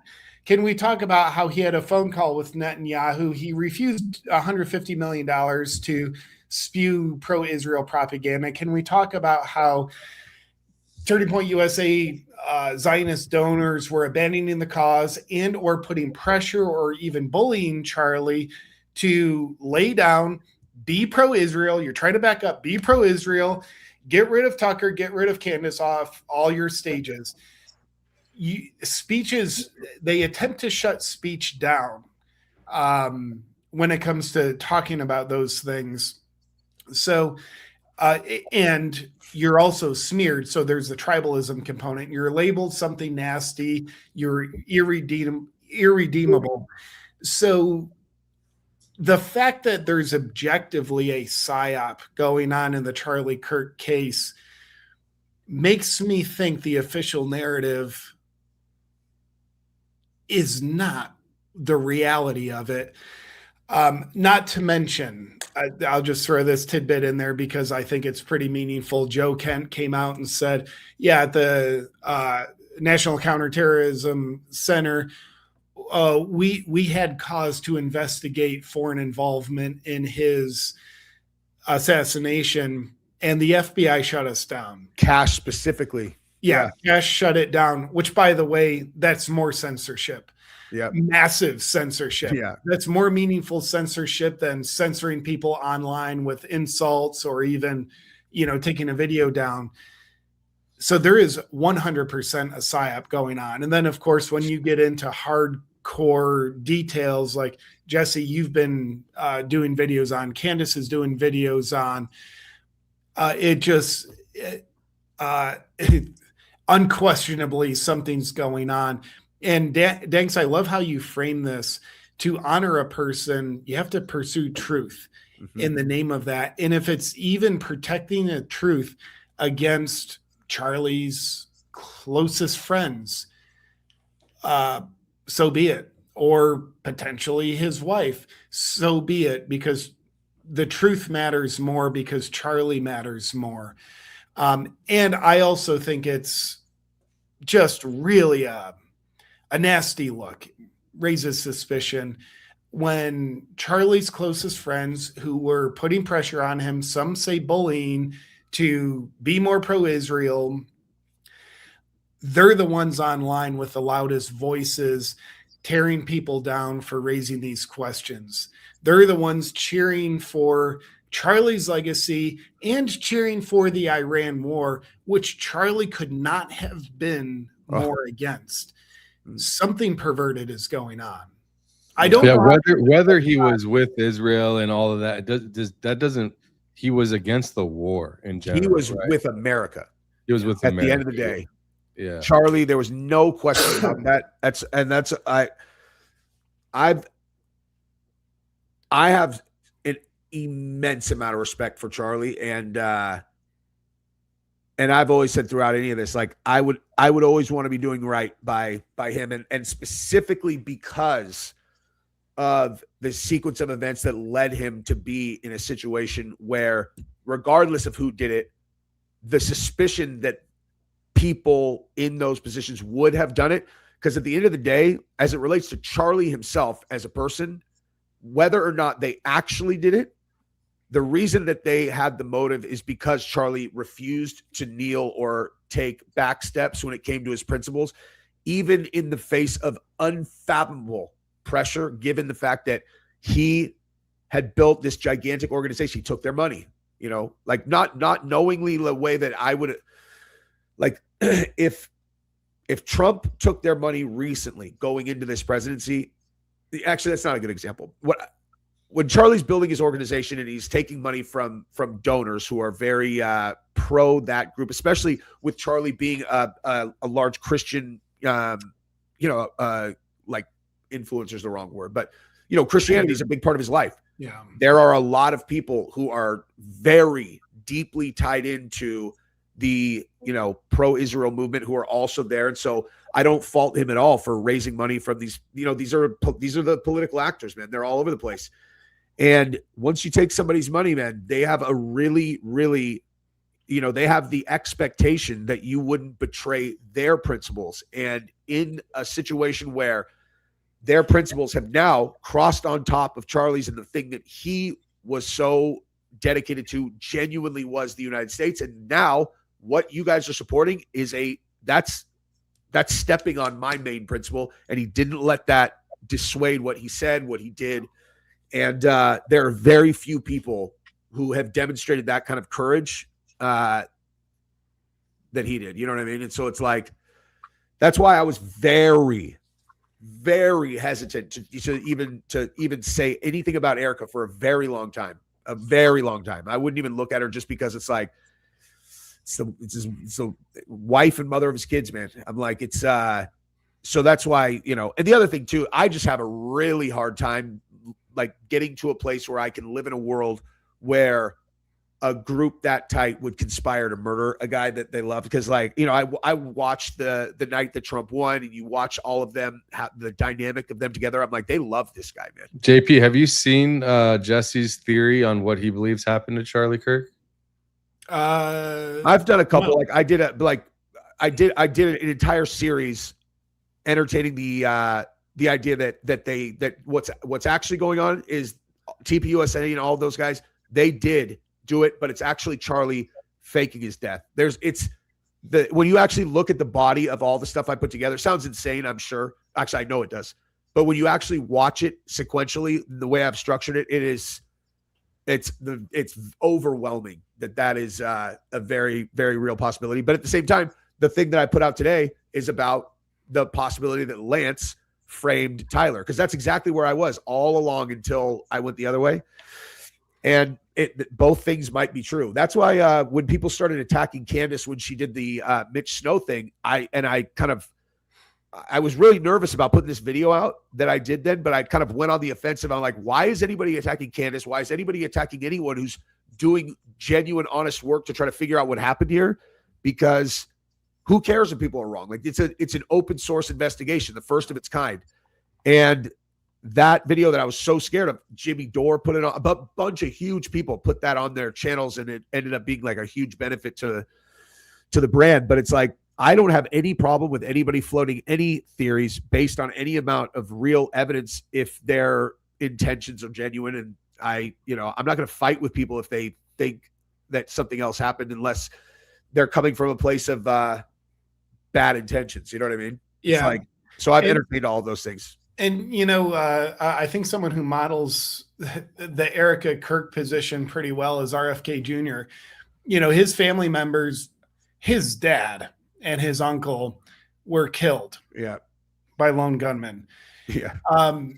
The official narrative isn't good enough for RFK Jr. He has literally said, I think the CIA killed my uncle. So here's a person open-minded and just like, yeah, what they told me I'm supposed to believe, I don't believe it. So he's out there, I think, in this case, representing the position of a willingness to pursue truth and entertain possibilities, whereas the Andrew Clevitt or Andrew Clavicular, the new super charismatic face of TPUSA, shutting down conversations. It was a lone gunman. It's Tyler Robinson. We got him. Well, what about this? Well, screw you. She's a grieving widow. Don't bring that up. There's a big difference between how RFK Jr. is handling it and Andrew Clevitz and maybe Erica Kirk. And I think RFK is actually, I was trying to think of someone else who represented what I was talking about with Charlie. And actually, RFK is actually a perfect example of someone who stood on business in principles in the face of like a lot of pressure the other way. When people don't know that, when people were slandering him, as he kind of became big in the vaccine research, position that he's in, and they're like, oh yeah, this guy's crazy. He's a whatever, yada, yada. And it's like, as soon as I would talk to them, I'm like, do you understand? Like, you know what he was doing and how he ended up getting into that type of research? He was the one lawyer that was holding all these corporations that were poisoning everybody with cancer. He was an environmental lawyer, and he kept on burying these corporations because he actually cared. And then he started looking into this particular sector that he's in right here with with these pharma companies that have total immunity from any type of liability if they kill people or they maim them or whatever. And he's just trying to shine a light. I don't know. I see a lot of similarities, RFK and Charlie in that regard. Also, two of my most respected people. What I can't believe is that how quickly they came to Tyler Robinson, the video footage from Phil Lyman's family house. But not only that, a lot of people don't know this when I mention it. The video, I'm sorry, go back one step. You said that video of him walking was Phil Lyman's house? Yeah, the one that walked on the street in front of it was Phil Lyman's aunt's house, I think. I didn't know that. Yeah. He actually leaked that footage. I don't know if it was him, allegedly. But TMZ got that footage first, remember? But they got it from Phil Lyman's family. They got it from Phil Lyman's family's freaking house. Yeah. Well, look at that. And now, not only that, you've got Phil Lyman smirking and like doing this whole show with this kid preparing to go and be interviewed. And it's he pointed directly at the leftists when he did his interview with Alex Jones. He told that story about the two girls black, and he's like, and they weren't scared, and they were like, "Fuck these people."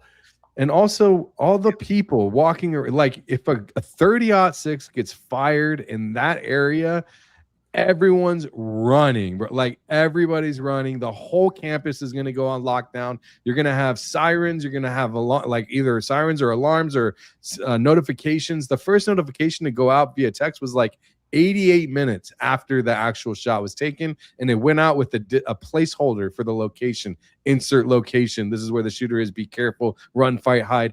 And then not only that, I found out 80 recently. minutes afterwards? 88 minutes. Yeah.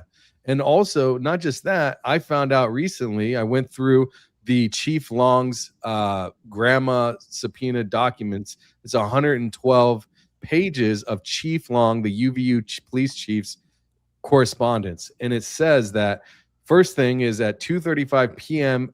on the 9th, the day before, someone was reaching out to the police chief to get a message to Charlie Kirk. And then later that night at 10:35 p.m., two people claiming to be GOP representatives or senators wanted to talk to police about a plan. And I was trying to go light. I didn't want to throw too much at JP before he's seen the series. You know what I mean? It's like he's just gonna think we're fucking batshit, you know. But I mean, I'm with y'all. But then you've got people, one trying to either warn or get a hold of Charlie. Then you've got two people and claiming to know something about a plan. And then correspondence, it says they're acting like they know more than they did regarding the plan. And then they were like, makes sense. And it's like, what plan? And why isn't anybody asking these questions? It's like, what the fuck is going on? You know, like, have you seen the Snake Eyes the movie Snake Eyes connection to the assassination? No, I haven't. Okay, so check this out. So the movie Snake Eyes, the Brian De Palma movie from 1998, starring Nicolas Cage and Gary Sinise. So in this movie, Gary Sinise is I think he's a military colonel, and there is a Secretary of Defense whose name is Charles Kirkland. Okay, and they're at this big, huge live audience event. Which happens on September 10th in the movie, and it's a boxing match. One of the boxers in the fight, his name is Tyler the Executioner, and what happens is an assassin kills Charles Kirkland and shoots him directly in the neck, literally. If you took a sticker on where he gets shot and put a sticker on where Charlie Kirk got shot, absolutely identical spot. And there's also a thing where the blonde main character is wearing the exact same pantsuit that Erica Kirk wears in her next two appearances. But that's wild. Check this out. And Stacey Sheridan, who's an TPUSA inner circle, inner circle. I think she led all the fundraising. She co-founded the Gary Sinise Foundation and Gary Sinise is the best support, the supporting actor with Nicolas Cage in that movie. And so you're kind of left with like, what the fuck what does that mean? Like how, when I first heard about it, I was like, okay, I'm in a simulation for sure. I'm like, this is impossible. It has to be a simulation of some kind, because how that movie's from 1998, wild. And like, what do you do with that other than just kind of like scream at the wall? That's what I did for a while. But that's wild. As you bring that up, I saw little snippets of that before, and I didn't recall I saw that until you brought it up and brought more details into it. And I think the first time I saw some of that, it was just like so wild. I didn't have a place in my brain. I mean, as weirdly potent as that is, you'd think it'd be relevant, but I'm just like, no placeholder. So out of my brain it goes. Yep. It's this right That's here. exactly how I felt. I'm like, I have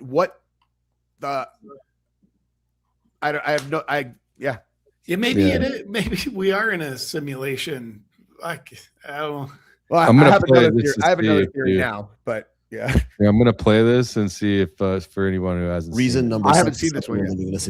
You haven't seen it. What if I told you the whole Charlie Kirk tragedy already happened exactly 27 years ago? This is gonna freak your mind. So there's a movie from 1998 called Snake Eyes, starring Nicolas Cage, in which a political figure named Charles Kirkland, look at the outfit, name in the movie, gets by a sniper in the neck in the exact same spot as Charlie Kirk at a public event. Now, in the opening scene of the movie, there's a sign for this event that shows us it also took place on September 10th, the same day it happened, during a boxing event headlined by a boxer named Tyler the Executioner. Tyler Robinson is being accused of committing the execution in real life. During the scene, Cage is heard asking about his lucky number, while we see someone holding up a giant 7. Recently, Elon Musk announced that every spacecraft launched in 2026 will bear the number 77 as a tribute. I didn't know that.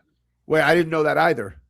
Wow. Elon Musk announces every 2026 SpaceX launch will honor Charlie Kirk with number 7. Why is 7 connected to Charlie Kirk? Let me actually just verify. Larry, keep going. Let me verify that that's true. Yeah, that's interesting. Charlie Kirk. Why 77? I don't know. Maybe someone can tell me. If it wasn't obvious enough, there's also this massive all-seeing eye on a blimp or something watching the entire sequence of events go down. That's because the movie is called Snake Eyes, and 2025 also happens to be the year of the snake. Promotional posters for the film feature the tagline, "Believe everything except your eyes." Oh, and it was also filmed in the Trump Hotel in Atlantic City. Believe everything except your eyes. I don't even know how else anyone could possibly explain this. Simulation confirmed. Yeah, that's wild. So I just looked and I see this on Twitter or X that the 77 thing is real. But check this out. Something that I found out after I had already covered it that one of my friends sent me is the end of this movie ends kind of like unceremoniously, but there was a different original ending to this movie. And this whole thing is happening during it. There's a bunch of other stuff. I was like, God, I know there's more to this, dude. Okay. So there's also a hurricane that's going on during the entire event in the movie. And it's called Hurricane Jezebel. And there's that story that a week before Charlie was killed in the online magazine Jezebel, they told that story about the 3 witches cursing Charlie Kirk. So you got another Jezebel. Also, Candace then Erica made a statement on that, actually. Yeah, no, they did. It was a big story. Candace, though, later on, maybe, I don't know, 6-8 weeks ago, uncovered the fact that Jezebel magazine had actually only been created 4 months before September, and the underlying LLC also was brand new. It just screamed intelligence, right? So that's the Jezebel thing. And the Hurricane Jezebel in the movie is this, it essentially is a character, right? The original ending to this movie, it was written with biblical undertones, and what ended up happening in the beginning that they ended up scrapping because test audiences hated it was the hurricane ended up like coming in and like washing away the entire stadium and like everybody dies, and it was meant to represent like a something so corrupt that the only way that you could start fresh is if God just wiped it off of the map so that you could start fresh. That was the original idea for the ending. It didn't test well, so they went with a different ending. But I thought about that as I, obviously was kind of trying to understand how I put all these pieces together. And that ending, if this was a gigantic psyop that Charlie put into motion, that ending would lead directly into what I believe was part of his underlying motive. But it's not here nor there. I don't even want to get into the Charlie's alive stuff. But that Snake Eyes thing is just even if they did plan it to make that is just it's and so the names, the Trump Tower, the Tyler the Executioner, Charles Kirkland, 9, dress 10. that she wore, the white dress. I mean, it's like tit for tat, almost same, just different ways. There's also a scene when they do where Nicolas Cage is walking through the boxing match, and then when you stop, there are two guys wearing jerseys, and one of them is number 9, and one of them is wearing number 10. You're like, what? Yeah. Yeah, like I don't have anything to add. I just want to make noises. Just like the whole time his mouth is like, yeah. What's It's just a brain melter. You're like, I don't. Yeah. I mean, just we've gone back and forth for probably you could add 24 hours to our timeline of talking together about like what the hell is this? From the finances, to the Scott Bessent signing this letter the next day. I mean, there's so much. Wait. Oh, are you talking Salem Media? No. I'm talking about when Erica Kirk requested the investigate. Are we under investigation? Scott Bessent sent back a letter the very next day. I mean, there's just so many things. I forgot about that, dude. I mean, and that's when you started coming up with your theory, JP, do you know what he's talking about with this? Where the investigate? Are we under investigation? And the Secretary of the Treasury said so. When the suspicion started on TPUSA, they made a statement. They requested something like, "Hey, are we under investigation?" And the Secretary of the Treasury sent a signed document to TPUSA stating, "No, you are not under investigation," and signed it. I was like, if you don't understand what kind of political 24 juice, hours. Yeah, 24 hours. That's how much political juice these guys have. The Secretary of the Treasury, hey, we're not under investigation, are we? It's like, no, you're not. Here you go, signed Secretary of the Treasury. It's like, whoa. Yeah, wow. That's crazy. Man, that's fascinating. If I have an open mind, now I don't think this is probable, but I'll just add this to the conversation. In an effort to have an open mind, I'll just say when the courtroom stuff plays out in the case against Tyler Robinson, if things are revealed like, oh shoot, the FBI had all this stuff we didn't know about, they couldn't keep it, they couldn't release it for their court reasons, and it's just shadow of a doubt, I'm convinced, oh yeah, Tyler Robinson definitely was the lone gunman, I'll be committed to coming out and say, yeah, I was wrong. I was really suspicious, had a lot of confirmation bias. I was wrong. So if that happens, I just want to say I'm committed to owning I was wrong. And in the meantime, if that never happens, which I don't think it will, man, I think in the name of honoring someone's legacy by exposing the truth of their end of life, because we're only born with 3 guarantees: birth, death, and taxes. So your death is a very meaningful part of life. And, I might just be making this up, but I wouldn't be surprised if, someone's soul, before it can really leave, go into heaven, whatever the GPS coordinates of heaven are, but there might need to be a certain release for them to happen, because people seem to have this intuitive, I need to find out the truth of what happened to my loved ones. Mm-hmm. Like Pat Tillman's mom, for example. Pat Tillman, just to refresh everybody, had a great contract. He was in the NFL. 9/11 happened. We probably all have some opinions on 9/11, but nonetheless, it happened. He left the NFL, became an Army Ranger. He wanted to serve his country. He was in Afghanistan, and he was killed in the line of duty. So the narrative was enemy was on the hill. He charged up the hill, took bullets, and that was the story. But that's not what really happened. So Pat Tillman's mom has been on a mission for over 20 years to find out the truth of her son. And it's come out like he was killed by friendly fire. It was irresponsible leadership. Many mistakes were made, and it was an accident, but he was killed by friendly fire. She worked tirelessly for over 20 years and then got the help of some like really higher up military people that weren't in it for political reasons, but they wanted to help her. Therefore, they were after truth. So I just share that because like that mother, Pat Tillman's mom, just knew I need to find the truth of what happened to my son. Worked tirelessly for 20 years to find out. She needed that closure, and maybe her son's soul needed her to have that closure before he could be free for all of eternity into heaven. And here we are with Charlie Kirk. Yeah. I read I might have even read two of those books. Like I know I read the Krakauer one, and then Boots on the Ground at Dusk, I think, is the one that his mom wrote. That story was one of those things in reading it where I realized I was much younger when I read it, and I was like, man, I don't stand for shit. Like I'm not a person who lives with principles at the center of my life, and this is a better person than me. You know, like I remember that. Like I remember reading that and just, you know, it was, I don't know, third of the way through the book, and I was like, I need to figure out what's important to me and be a lot more like this guy. It was before I had kids.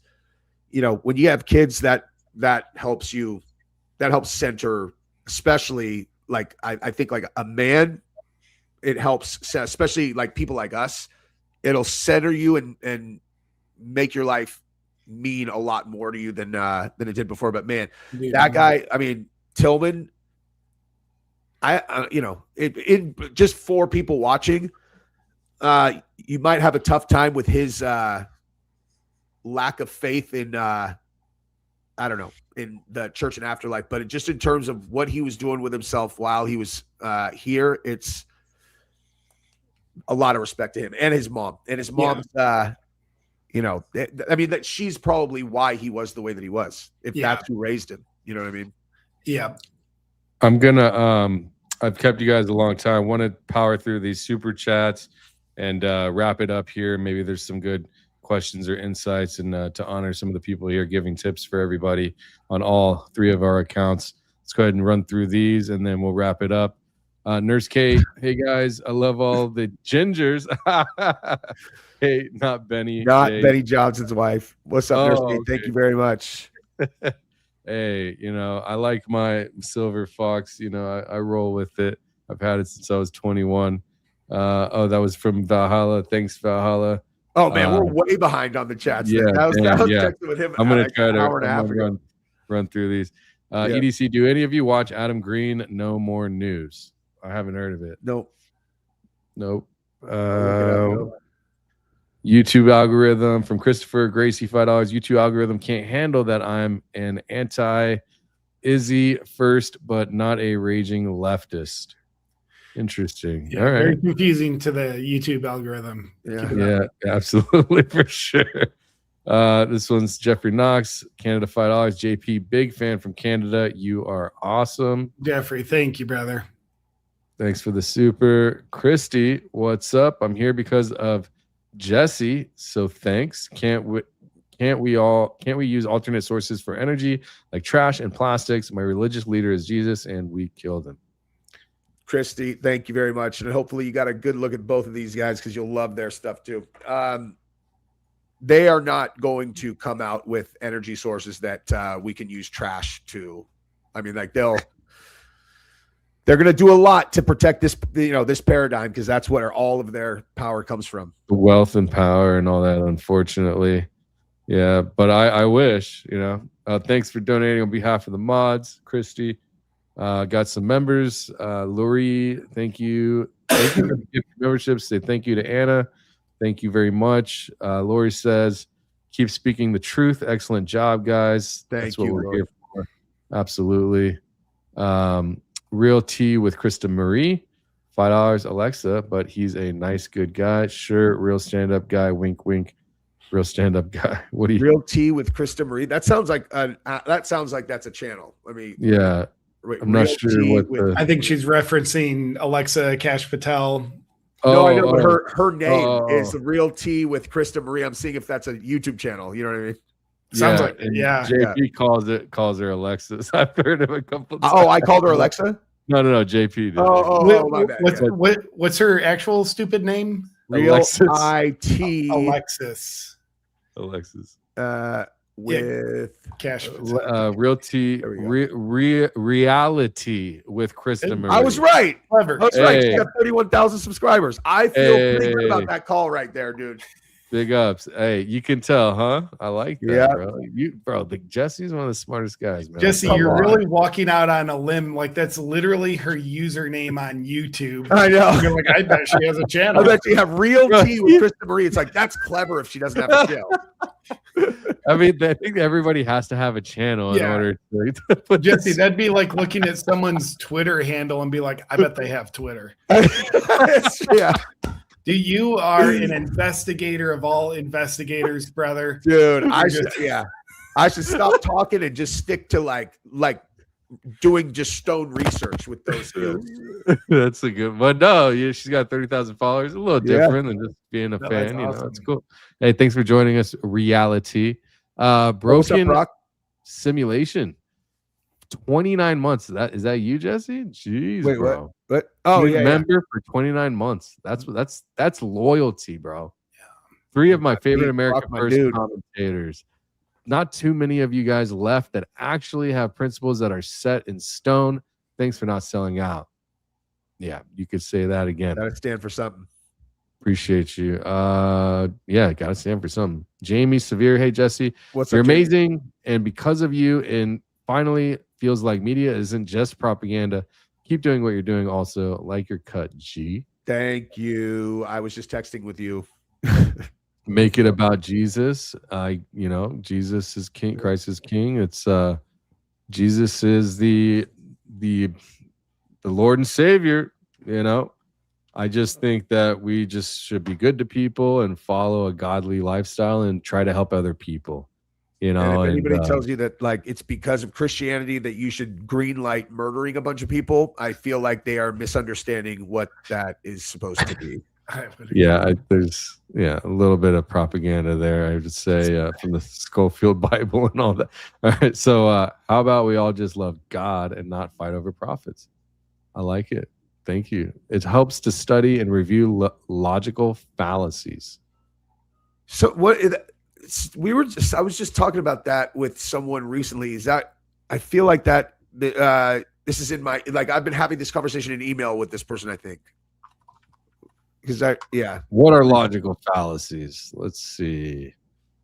Logical fallacies are errors in reasoning that make an argument invalid or misleading, even when the argument sounds convincing on the surface. They're the tricks of the trade and propaganda, bad faith debate, and tribal media, which is exactly why understanding them is one of the highest leverage skills you can have in what we do. Interesting. Thank you. JP, before I forget, speaking of your moon landing skit has been the one, do you know how many people I've sent that to in my life? Because YouTube scrubbed the entire internet, and Google and YouTube scrubbed the entire internet of any evidence of fake moon landing, except you beat him with sarcasm, dude. And I'm like, look, just pretend that he's not joking and he's serious for all of the stuff he's talking about on the moon landing. And I'm like, there you go. It's the only one left. Bro, I got to say, JP, you gave me a lot of credit up front. I want to give it to you now, is that your content, the way you go about it, is so epically spot on and hilarious. And it's something that I got to tell you, I look forward to every time I see it. A lot of people in my community also feel the same way, and a lot of people online do. And you are a critical person in our like social media atmosphere, and like what you do is so important, especially for me and to my family and like everybody that watches around. It's just, I just want to say what you do is important, man. And I love your work. And I just couldn't state it enough. It's needed, and it helps me remember that sometimes the stuff isn't so serious, and it needs to just, we need to all kind of get along. I don't know. It's like this combination of like just greatness, man. And I love it, dude. I love your channel too. My wife actually reminded me when I was going up, I was like, oh, hey, I'm going to stream with Danks. And I'm like, and JP Sears. She's like, remember when we first moved to Texas, we went to his live show. I was like, that's right. We went to one of your shows like 5 years ago. You do live? First moved here. Like we had been here for like 2 weeks. Oh, and you wow. were playing one of those places in Austin. We went. Yeah. Right on. You do live streaming and stuff, or live stand-up? Yeah, the past 8 years, I've toured all over the country doing stand-up comedy. No longer doing that, just listening to my heart. I made a decision about a year ago. 2025 is going to be my last year doing it. Just my priorities have changed. Being home with my family, I have a 4-month-old, but even before I learned my beautiful lady's pregnant, it was just very clear to me that's been great. Time to let a great thing go. That cup feels filled. Just being on the road constantly just served me for a while, but moved on. But man, yeah, I had the time of my life doing, I mean, literally hundreds and hundreds of live comedy shows all over the country. Yeah, that was just a real joy. Oh, I bet. We That's enjoyed awesome. ourselves. I'm gonna go see Jimmy Dore on the 7th in Burbank. I had tickets to see him in San Antonio and forgot. Oh no! I forgot. Oh. Yeah. Embarrassing. I'm gonna keep going through these. You have repeat comments. Thanks for all the advice, guys. Absolutely, that's why we're here. Stacy Noble, love the wisdom, knowledge, and encouragement you three are sharing with us peons. I appreciate all three of you guys. Did you see that David Wilcock died allegedly by self-termination? Smells sus. Wait, who's David Wilcock? David Wilcock. I don't know who. I'll look it up. Keep going. David Wilcox. Yeah. Okay. Amen, brother. Well said. XRP to the moon. Oh my gosh. Come on. Moon boys, baby. Another he's a American paranormal writer, media personality. I recognize his face. He's like a UFO guy. Oh, Yeah. a lot of them are vanishing, aren't Yeah. Yeah, this is just, if anyone wants to see, I'll just put it up here real quick. This guy. I don't know who he is. Folk musician, American. All right. Let me keep going through here. Where are we at? Well said, brother. This was all easy to predict. This was all easy to predict. They're following a script. It's just like Dune. Sometimes, I'm curious. I haven't asked either one of you guys. Do you think that we live in like some sort of simulation or like some controlled system or anything like that? Very complicated question, but it's not to get too deep, but like, or do you believe like, I don't know. I'm just curious because it does feel like sometimes we're in a weird matrix, right? I mean, people believe in many, many, many, many, many different versions of reality, which would, I think that like,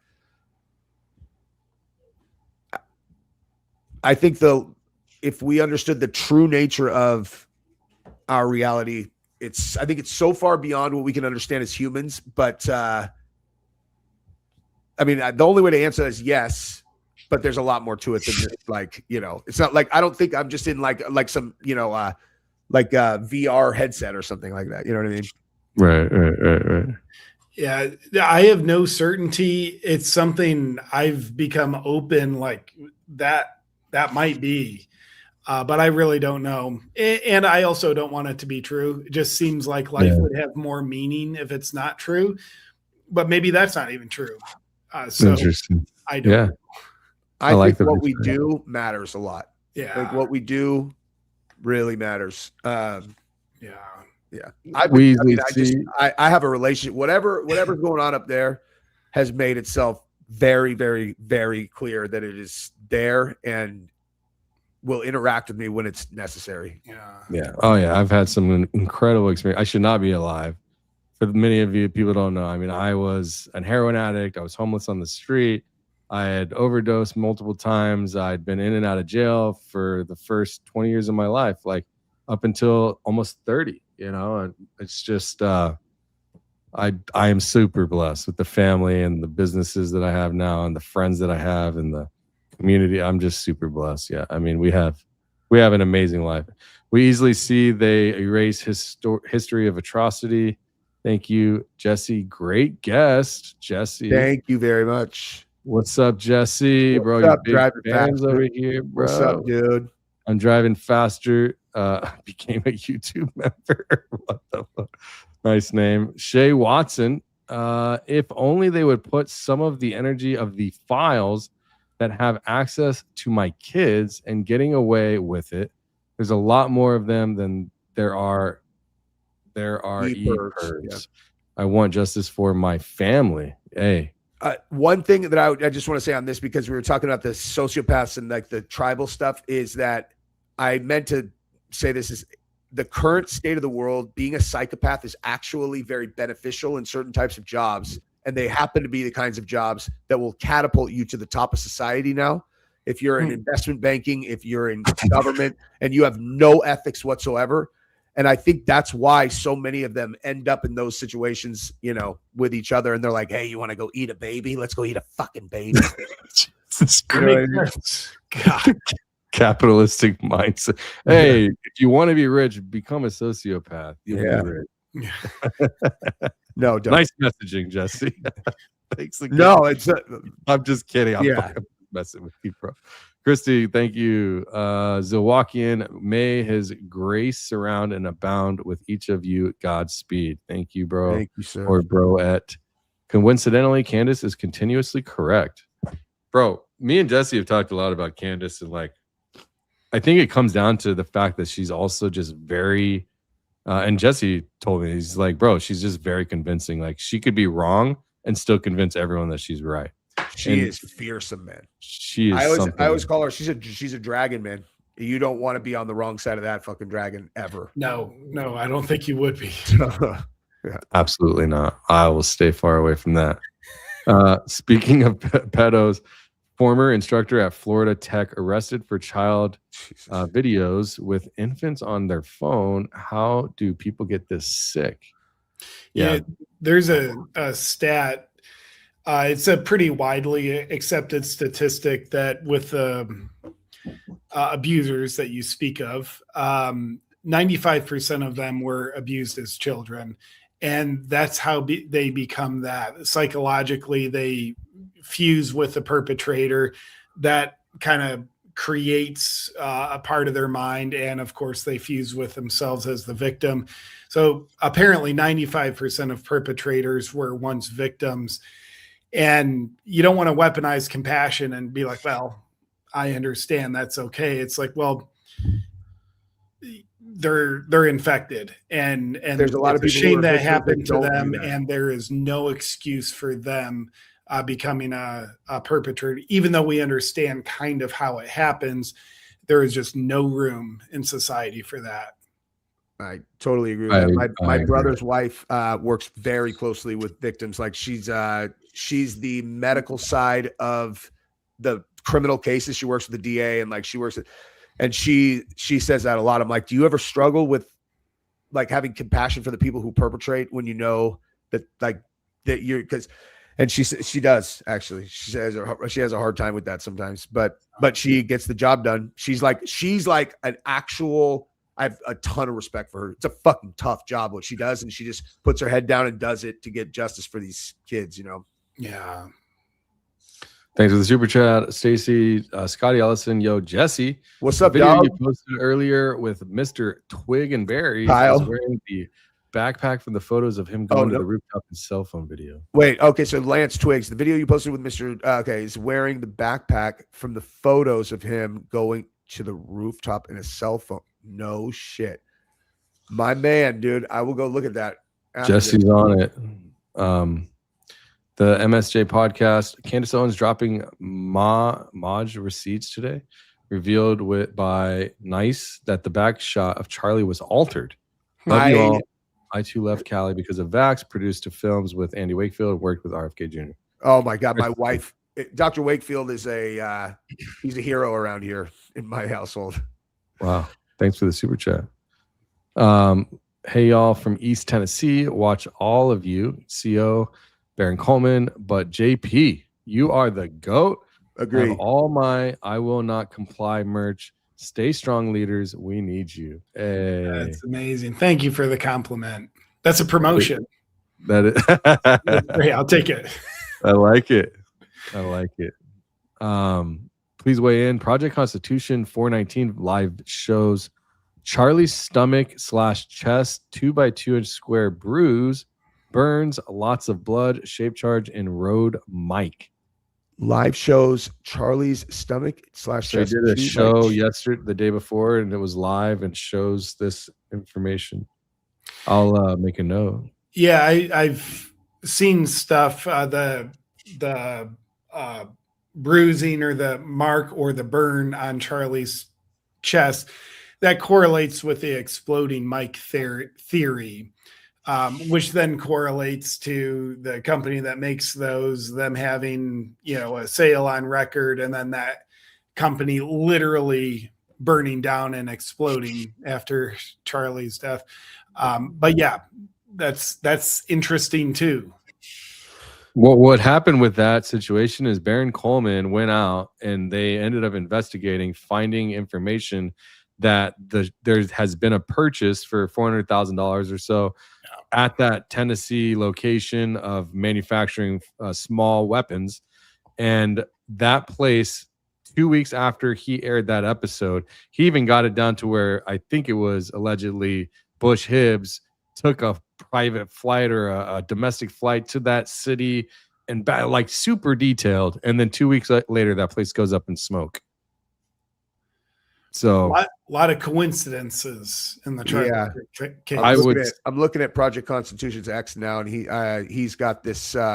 He's got the video of them potentially editing the back shot footage. I'll watch all of this after this, and I'll make videos. We'll check it out. Thanks for that, Cheyenne. New member Grams Donna, welcome. Thanks for the super sticker. Driving faster, more driving fast. Why are we so addicted to this conspiracy, Charlie Kirk? Because deep down in our hearts, we all know this is not right. Well said. Yeah, I mean, we like it could happen to any one of us, man. Charlie Kirk happens to be a speaker, but on the opposite side, you've got Tyler Robinson, and they say reasonable doubt as if they could speak their way to a conviction, and it could happen to any one of us again, right? An American citizen was plotted, conspiratorially taken out and murdered.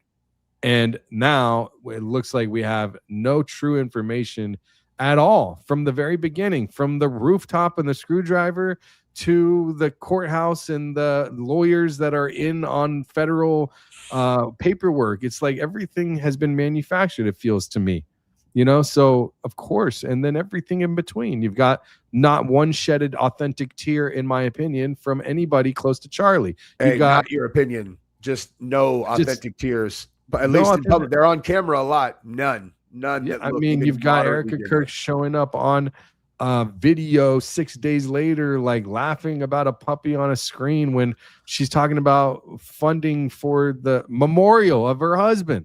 How freaking crazy is that, dude? Bro? I mean, talking about I wouldn't be able to, if someone that close to me died, I wouldn't be able to talk about it for 3 sentences right now without breaking down. All of them are talking about Charlie all the time publicly. They never break down, no tears. It's very, very bizarre behavior. Personally, I would have zero willingness to perform any work task for a long time, let alone a work task of facing a camera, being on a stage. I can only speak for me. I would have no willingness, probably no ability, but certainly no willingness to do that. Mm-hmm. I will. Same. Yeah. Same. I don't know. think that's why when it came out, it was like Erica Kirk, his wife, is going to do a speech. That's why the whole world watched, because everyone was like, "What?" Yeah, Like, it was surprising. Like, that's oh a- wow, I mean, yeah. wow. And then they'll let the whole world see it and it just go unfiltered like that. And then obviously Candace amplifying the whole story.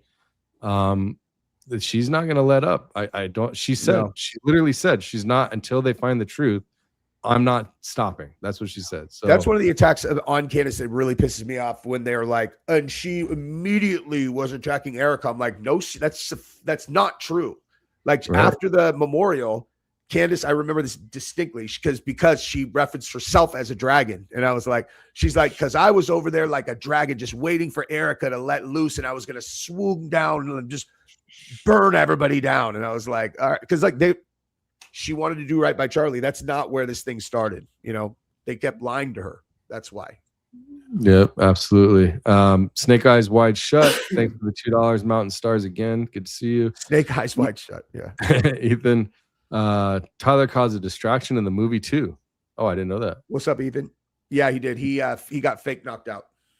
Oh, okay. Interesting. They live in Snake Eyes Wide Shut, 3-3 and me, etc. Thank you. Jesse, read my message I just sent. It all matches. Jamie Severe. Yeah, I'm looking at it. Draco Boss, $20. Thank you. Would you guys be interested in digging into the Cybertruck bomber and his connection to the missing UFO people? And should we save that for another night? Probably for another night. Save for another night, but yes, I'm in the process of kind of There's, starting to dig around that. There's definitely interesting things around that. There's lots of interesting topics we could discuss for sure. Thanks for the 20. Please like and share. Thank you. More, man, you drive fast around here, bro. I can't wrap my mind around the fact that they set up a tent similar, like, oh man, it's crazy. Setting it like the one ones Charlie outside in unalived to take selfies. How crazy, bro. Very I mean, weird. every step of the way. You can't make this shit up, man. Police reports prove BK innocent. Police reports prove BK is innocent. Innocent. Court 100% lied. Blake, no, who's BK? EK maybe? I don't know. You mean Tyler Robinson or maybe? I don't know. Thanks for the member, JR Nana Boomer. Jesse, look at my last text. Oh my gosh, bro. We create our own version of reality ourselves. We are creating and controlling our own simulation from our highest self. In my opinion, that's from your favorite Reality with Krista Marie. Damn. She's got some. I wisdom. I am on board with essentially law of attraction. I believe is 100% real. If you believe something, that tends to be what happens. Reality with Christy Marie. So let's see what we got here. Reality with Krista Marie. So Real Housewives, Streamers Technical Nightmare, Crazy Life. Okay, all right. You on there, girl. I wanted to see what kind of content you got. All right. Eric here from F35. What's up, Eric? Maybe life is only real when on a psychedelic. Haha, or is it? Life seems more twisted and unreal day to day. Christ is king. Yeah. I'll tell you what, my DMT trip seemed very real. And it was a little bit insane. I told Jesse about it. And Jesse made a great video. That's not a good that's like that's but either way. It's like what you did is not an example that matters to anybody like considering doing it, because it was a one-off. I died and went to hell on DMT. It was wild. He accidentally took 25 times too much. It was dark, and it was dark. I'll just say it was dark. JP, my husband and I have been fans for years. We love you and appreciate all you did then and do now. Can you shout out Michelle and Tom OG fans, please? And thank you. God bless you all. Best live of 2026. Best live. Right on. Michelle and Tom, absolutely. I can shout y'all out. Thank you for the support. kind message, the tip. That's amazing. So Michelle and Tom, I appreciate you guys. Thank you for being OG fans. You've been with me through many iterations of myself and what's important to me. So I appreciate y'all being along for the ride. Hey, thanks for being here. I'm driving faster, man. You're gonna make my car spin out of control. Thanks for the super sticker. Reality with Krista Marie. Thanks. Me too, friend. Clean date 12/22. No way. My clean date is 12/22/2000 and 2000 and is it 2012? It's 2012, bro. 12/12/12. 12/22/12. That was the day that I got sent to Florida to go to rehab, and that was the last time I used heroin. Wait, 12 what? 12? The day before 12/22/2012. That Dude, is so wild. That's 12. I my have day. 12/1/2012 tattooed right there. Wow. We were 3 weeks No off, way. dude, although that had nothing to do with sobriety. So, but Yeah, no. That is, I've never, that is so wild. I don't keep track of my days because I'm not in a program or anything like that. But hey, so they said I've overdosed fatally that night 2 times in prison, all same 22 years until then. That night, congrats, for real, for real. Hey, God bless you. That's incredible, man. I'm happy to hear it, and that's amazing. You have my same date. Seaside, please keep up collaboration. So helpful and informative. Thanks for what all three of you contribute. Nice to see you all at once with different takes. Yeah, it's cool to see. Jesse and I, we do lives all the time. I don't know if JP does lives very often, but it's cool to see this side of him. JP, do you do a lot of live streams? No, not currently. I'm enjoying the hell out of this. I would love to do more. I had a deal with Rumble up until maybe end of 2025. I was doing a weekly live stream exclusive on Rumble, and we didn't renew with them. So I guess first quarter of this year, I've just been flying, haven't done a single live stream. So this is refreshing. So, and I know given you guys are on here quite a bit, I'm very grateful that y'all invited me into the fray. And lastly, I'll say, and I know there's more super chats. What I think one of the challenges, Danks, you and I were texting about this, is you can easily get in an echo chamber, and it's like, that's cool. And I realize for the most part, there is an echo chamber here tonight, but there's also something different. Danks, when you're sharing like your expertise, Jesse, you're sharing your expertise, I'm getting different perspectives. Now we might agree on like the overarching view, but I love learning. I love having my mind expanded. And certainly I welcome disagreements. So for me, one of the higher joys is like hearing from you guys ways of looking at specific topic that I haven't looked at before, I haven't considered. So I personally just love bringing three minds in together. And instead of it just being an echo chamber, it's like, oh no, this is a place of learning and thought expansion. I agree. And I love doing streams with other creators because like we were saying in text, the coolest part of this job is that I watch people's channels and I'm like, man, I love that guy. And now I can end up, it's like, I think I'd like to be friends with that guy. Now we are. Like we stream with Valhalla all the time. I stream with JD Delay all the time, Dubs, and like Heavy Duty Country. Me and Dan were supposed to play golf today, but we got rained out, thunderstorm, and it's the best, man. It's the best. I told Jesse, I was like, I think Heavy Duty Country is probably a big teddy bear. He's like, no, he's not. The real deal. He hates everybody except me. Yeah. He is not a teddy bear at all. Most of them are. He's not.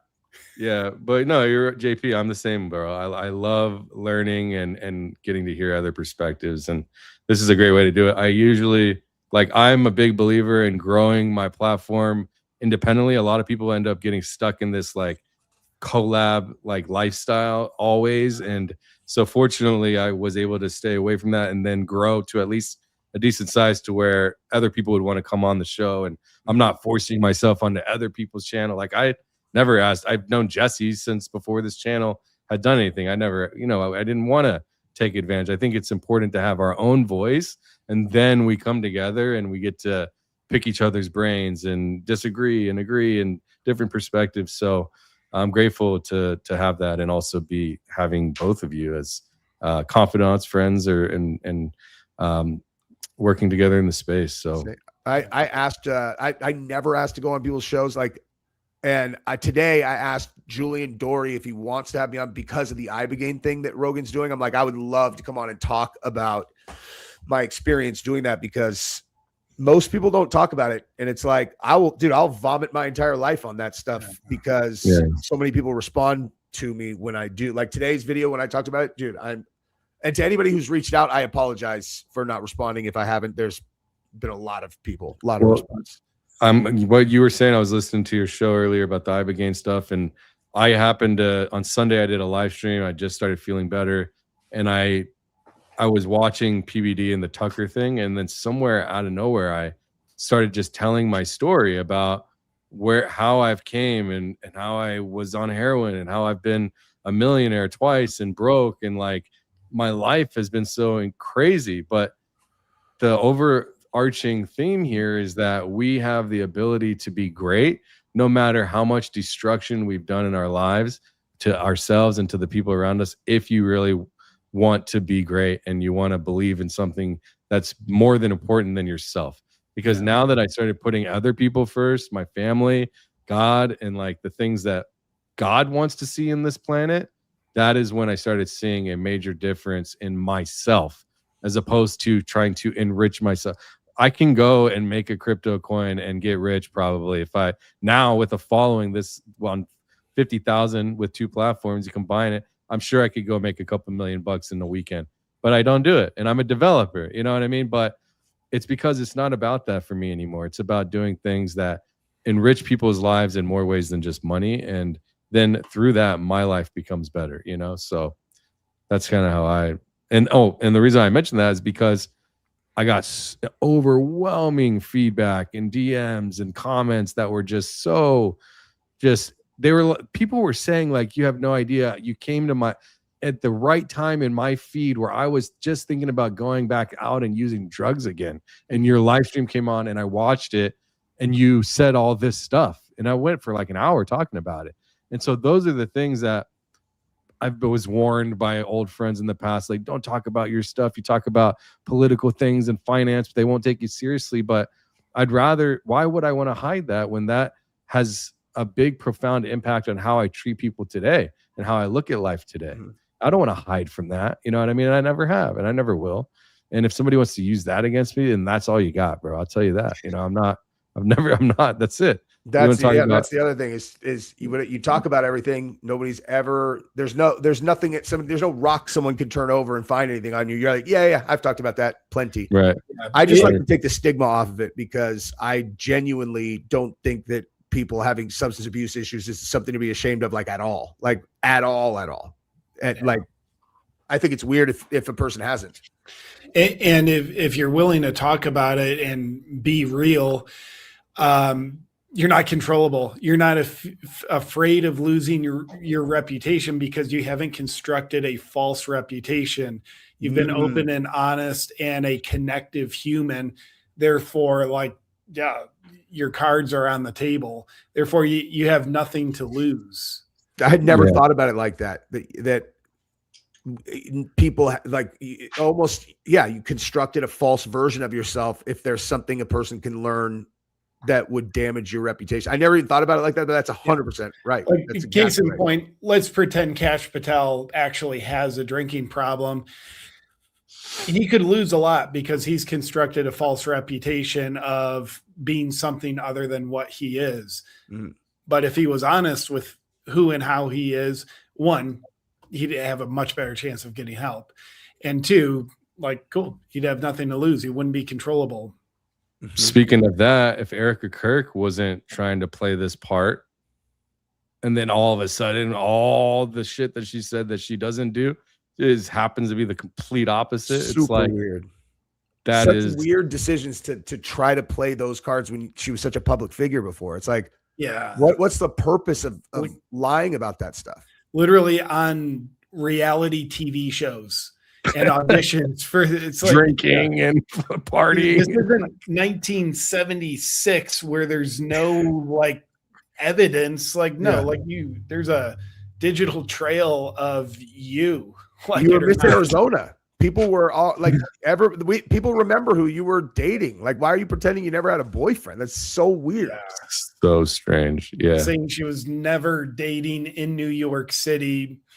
She was on a dating reality show in New York City during that time. Or no political interest. And then I don't know if you knew this, JP. I found that she ran for political precinct committeeman in Arizona 9 months before she married Charlie Kirk. Well, say that one more time. She ran as the precinct committeeman in Maricopa County in 2020, August 4th. And it was a qualified write-in ballot where she actually had to show her ID and verify that. And she got one vote. I think it was her vote. It's just so strange. You know what I mean? Like, what was the purpose of that? You know, here, let me share my screen real quick. This is my skeleton, dude. Of course. It seems like they've been dating forever. I've been with Jeff for 3.5 years. Is that you? 4 years. Wait. Tuesday, May 26th. I've been offered a wedding with Gabby. Yeah, we got married on a reality show. What's up? Oh, now you can't use this shit against me. Dang it. I was I going to look like such an idiot. I was going to use that against you because I've had that. I just didn't know you showed it. So now I've got to find Now I took all the air out of it. No one can use my embarrassing, idiotic reality show against me. You got married on the reality show itself? We've never talked about this before. You mentioned me the show, and you mentioned that the ex-boyfriend, and I thought the proposal was on the show, but I didn't know. No, it's like we're getting married in 7 days. You can either go through with it or not. And yeah, we were just talking about this. And then they contacted her ex-boyfriend, wanted him to show up and go, "I'm in love with you," without telling me. And he's like, and he called. He's like, "I need to talk to Jesse," and that's how I met him. And she was like, "Dude, they want me to do this thing. Is it all right?" I'm like, and he's like, "They want to pay me." I'm like, "Fucking do it, dude." And then I fake beat him up. That's funny, bro. So man, stupid. Man, that's hilarious. Yeah. We all got a dark past, man. Right-leaning person here, anti-Israel, and not a lunatic leftist or a neo-Schnazi. I don't know if I can say that word or not on live just to make sure. Well, I just said it, unfortunately. All right. Well, thanks for giving your opinion in the super chat. Jeannie. Hey, what's up, Jeannie? Good to see you. $10. JP, my hubby is a huge fan of yours, but still stands with Trump. How do I help change his mind? Oh, quick thought. And Jeannie, thank you. I appreciate it. My advice would be don't try to change his mind. Like, exactly. Good luck with that. There's only one person that can change his mind. Love him for who he is, all his faults, and hopefully he loves you for who you are and all your faults. And, you know, at best, you have conversations like, "Oh, here's what Trump did. What do you think?" "Cool. Here's what I think." And love him. Accept him for who he is rather than rejecting him for what he thinks. That's my best marriage advice when we're living in a time of division. Yeah, it's easy to have family. Like, there's a lot of fallouts all over this country.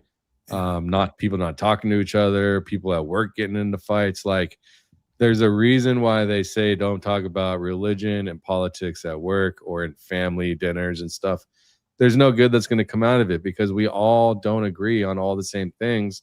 And a lot of times, man, it can feel brutal. You can feel like your significant other is like betraying you with somebody else's perspectives. It's such a weird way to go about things. And yeah, JP, like you said, man, you can't change someone's mind. You know what I mean? It's going to have to be revealed over time. And people change their minds down the road. You never know. I got like 8. I got my kids are coming in. I have to put my 2 young daughters to bed or else they won't go to bed. they're coming in. They're all, "You almost done? Are you almost done? Are you almost done?" We're almost done. All right. Well done, guys. I would love to see more of this lineup. You guys killed it. Respect. Thank you, Zero. Thank you, dude. Yeah, hopefully we'll get to do more of this soon. Danks, totally love your stuff. JP, been watching you since you were a beanpole. Jesse, you and Gabs are awesome. Good job, guys. This is a great live. Thank you. Appreciate you. Cassandra Catholican, Jay, Jesse, He told me to email you a few days ago. Email sent Saturday, 7 p.m. Please check your inbox. Spam. Christ is risen. Christ Okay, is I'll try. My inbox is Man, you got a lot of people trying to get a hold of you. chaos now. Because I when I was coming up, I made myself super available, and I wish I could still. It's just there's a certain volume that makes it very challenging. You know what I mean? I mean, I can help set up an AI agent to go through all your stuff and respond to people. Will it listen to me on my lives and go, he said this, and this is what he said to do, and then find it, and then like be all idiot. This is what idiot. That's what Probably I we need. could all, you know, bro. I'm the GOAT, bro. We can do Yeah. anything. So, what are your thoughts on Mark Dice? Is he far out there or based? Don't know who that is. Do you guys? I don't know either. No idea. Might be a plug for Mark Dice. If it is, that's smart. Good job, dude. Come in. Yeah, I've seen that before. It's actually a good move. If who's Mark Dice? Everyone goes looks at the channel. All right. That's yeah, it's a good one, right? Jesna Long became a member. Thank you. Welcome. Kirkland again. JP, please do lives. You'd be a hoot. We'd pay money. Golden heart, golden heart. I love Hoot, dude. I love Hoot. Thanks for the super chat. Stacy says, Jesse, Blake Bednar's just made a post at today's Candace show and video. What is actually up with this dude in all seriousness? Hey, Danks can tell you. Danks can tell you. I'm going to just... Blake, personally, I think he has a strategy. Whatever it is that he's doing, what he keeps doing is he keeps closing his accounts. But the thing is, I think it's a strategy because every time he does it, people talk about him and nobody knew who he was like before. And then all of a sudden he had this fight with John Goodman, and then he closed his accounts and went offline for weeks or months and then came back on, and then he does it again and over. And now look, everyone's talking about, not everyone, but a lot of people, what's up with Blake? Why is this guy? And he airs Candace's laundry, their conversation he serendipitously recorded. He's doing these shock factor. A lot. JP mentioned this early in the show about people doing things just to get views. I personally think that's what it is. But also, I've seen sides of him that are a little unstable. But you know, we have a relationship. I don't think that there's any malicious intent behind him. When I talk to Blake, it seems that he has a good heart. Guy. I don't think he's like a bad guy. No, but, you know, he not very professional when it comes to like setting things up, following through, and you know, whatever. But to be clear, I've never had an issue with Blake. We've always been friendly, except for the time that he like blocked me randomly on Twitter, and I texted him like, "Yo, bro, what is this? I didn't do anything to you." And he's like, "Oh, sorry, I forgot I blocked you." Like, what? Fuck is that, bro? Other than that, I'm cool, you know. So yeah, I think he's just goofy. Jamie Severe. So I'm 100% a Jesse's girl. Oh, but damn. JP, you're what's awesome. up, Jamie? I didn't even realize you were so amazing until late. Keep going. Right on, Jesse's girl. Yeah. You got yourself a little fangirl here. You three are sure handsome. Dylan. That's been the point. That's Thank you, the Dylan. true statement. Thank That's you, been what this is Dylan. about. Hey, that's my deep dark secret is I'm not actually this handsome. Gabrielle puts makeup on me before I get on camera. Hey. But hey, I appreciate you guys. Thanks. Thank you guys. 73 super chats and wait, one great more. Conversation. There's one more. Oh, we have another one? Yeah. Let's go. What do we I think got? referencing Mark Dice. Oh no. Oh yeah. Haha, not a plug. I've been watching him for many years. He's huge. I know who he is once I looked it up. Yeah, he's got a lot of followers. That none of you know who he is. On God, not a plug. It's okay. You didn't have to pay to verify, but I appreciate Mark Dice. And your strategy did work because I just looked him up. But cool, man. All good. Hey, any last words from you guys to the world? That's it, dude. Thank you guys. And JP, Danks, super fun, dude.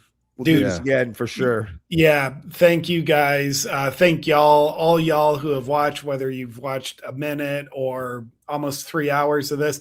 My closing words would be, we've discussed a lot in the external world that's got corruption all around it. And I think that's important to do. However, my reminder to humanity, including myself, because I need to hear it, is pay attention in your close personal life. That's what matters most, your surroundings. And if you're living in America, there's a really good chance that you've got a ratio of at least 90% blessings compared to 10% challenges. If not, it'll be close to it. So when you pay attention to the Iran war, Israel corruption, Trump's doing this, Epstein files that, Charlie Kirk was corruption there. The world can look like it has way more curses in it than it does blessings.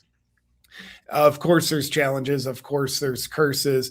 But don't be fooled into giving the quality of your life away and the potency of you as a person.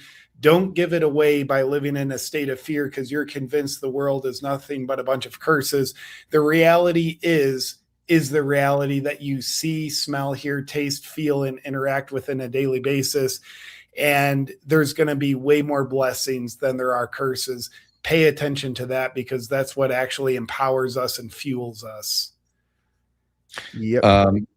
Great. Well said. I did run a poll at the beginning of the show up until this is, do you think that Izzy Rio owns America? 94%, almost 400 videos. So, I just wanted to at least honor the poll. One last super chat. Have a good night, everyone. You're all awesome. Thank you, Draco. Thank you. I will say, I want to say something to everyone who stayed with us today. You could have scrolled past. You could have picked the easier content, maybe more interesting, perhaps something like the Real Housewives. I don't know. But you chose 3 independent voices with no script, just sitting here with no corporate wheel on the conversation. And I appreciate you. And honestly, the people in power, we want them exhausted. And I personally, I just think that the younger generation, you have been inheriting something broken. And if there's something that I can do, and I'm sure the same for the other 2, something that we can do to at least try to start working towards a fix, that's at least what I'm trying to do here and spread truth through receipts and facts over the narratives that we hear. So look, all I'm here is for truth. And to JP, Jesse, thank you for showing up today and proving that independent media is not dead. We're not just content creators. We are witnesses of the future, past and present, and we're witnessing it all together. So thanks for joining, and thanks for being here today. Thanks, guys. Amen. All right. Good night, everybody. Y'all. Love you. Thanks, guys. Love you all. Peace.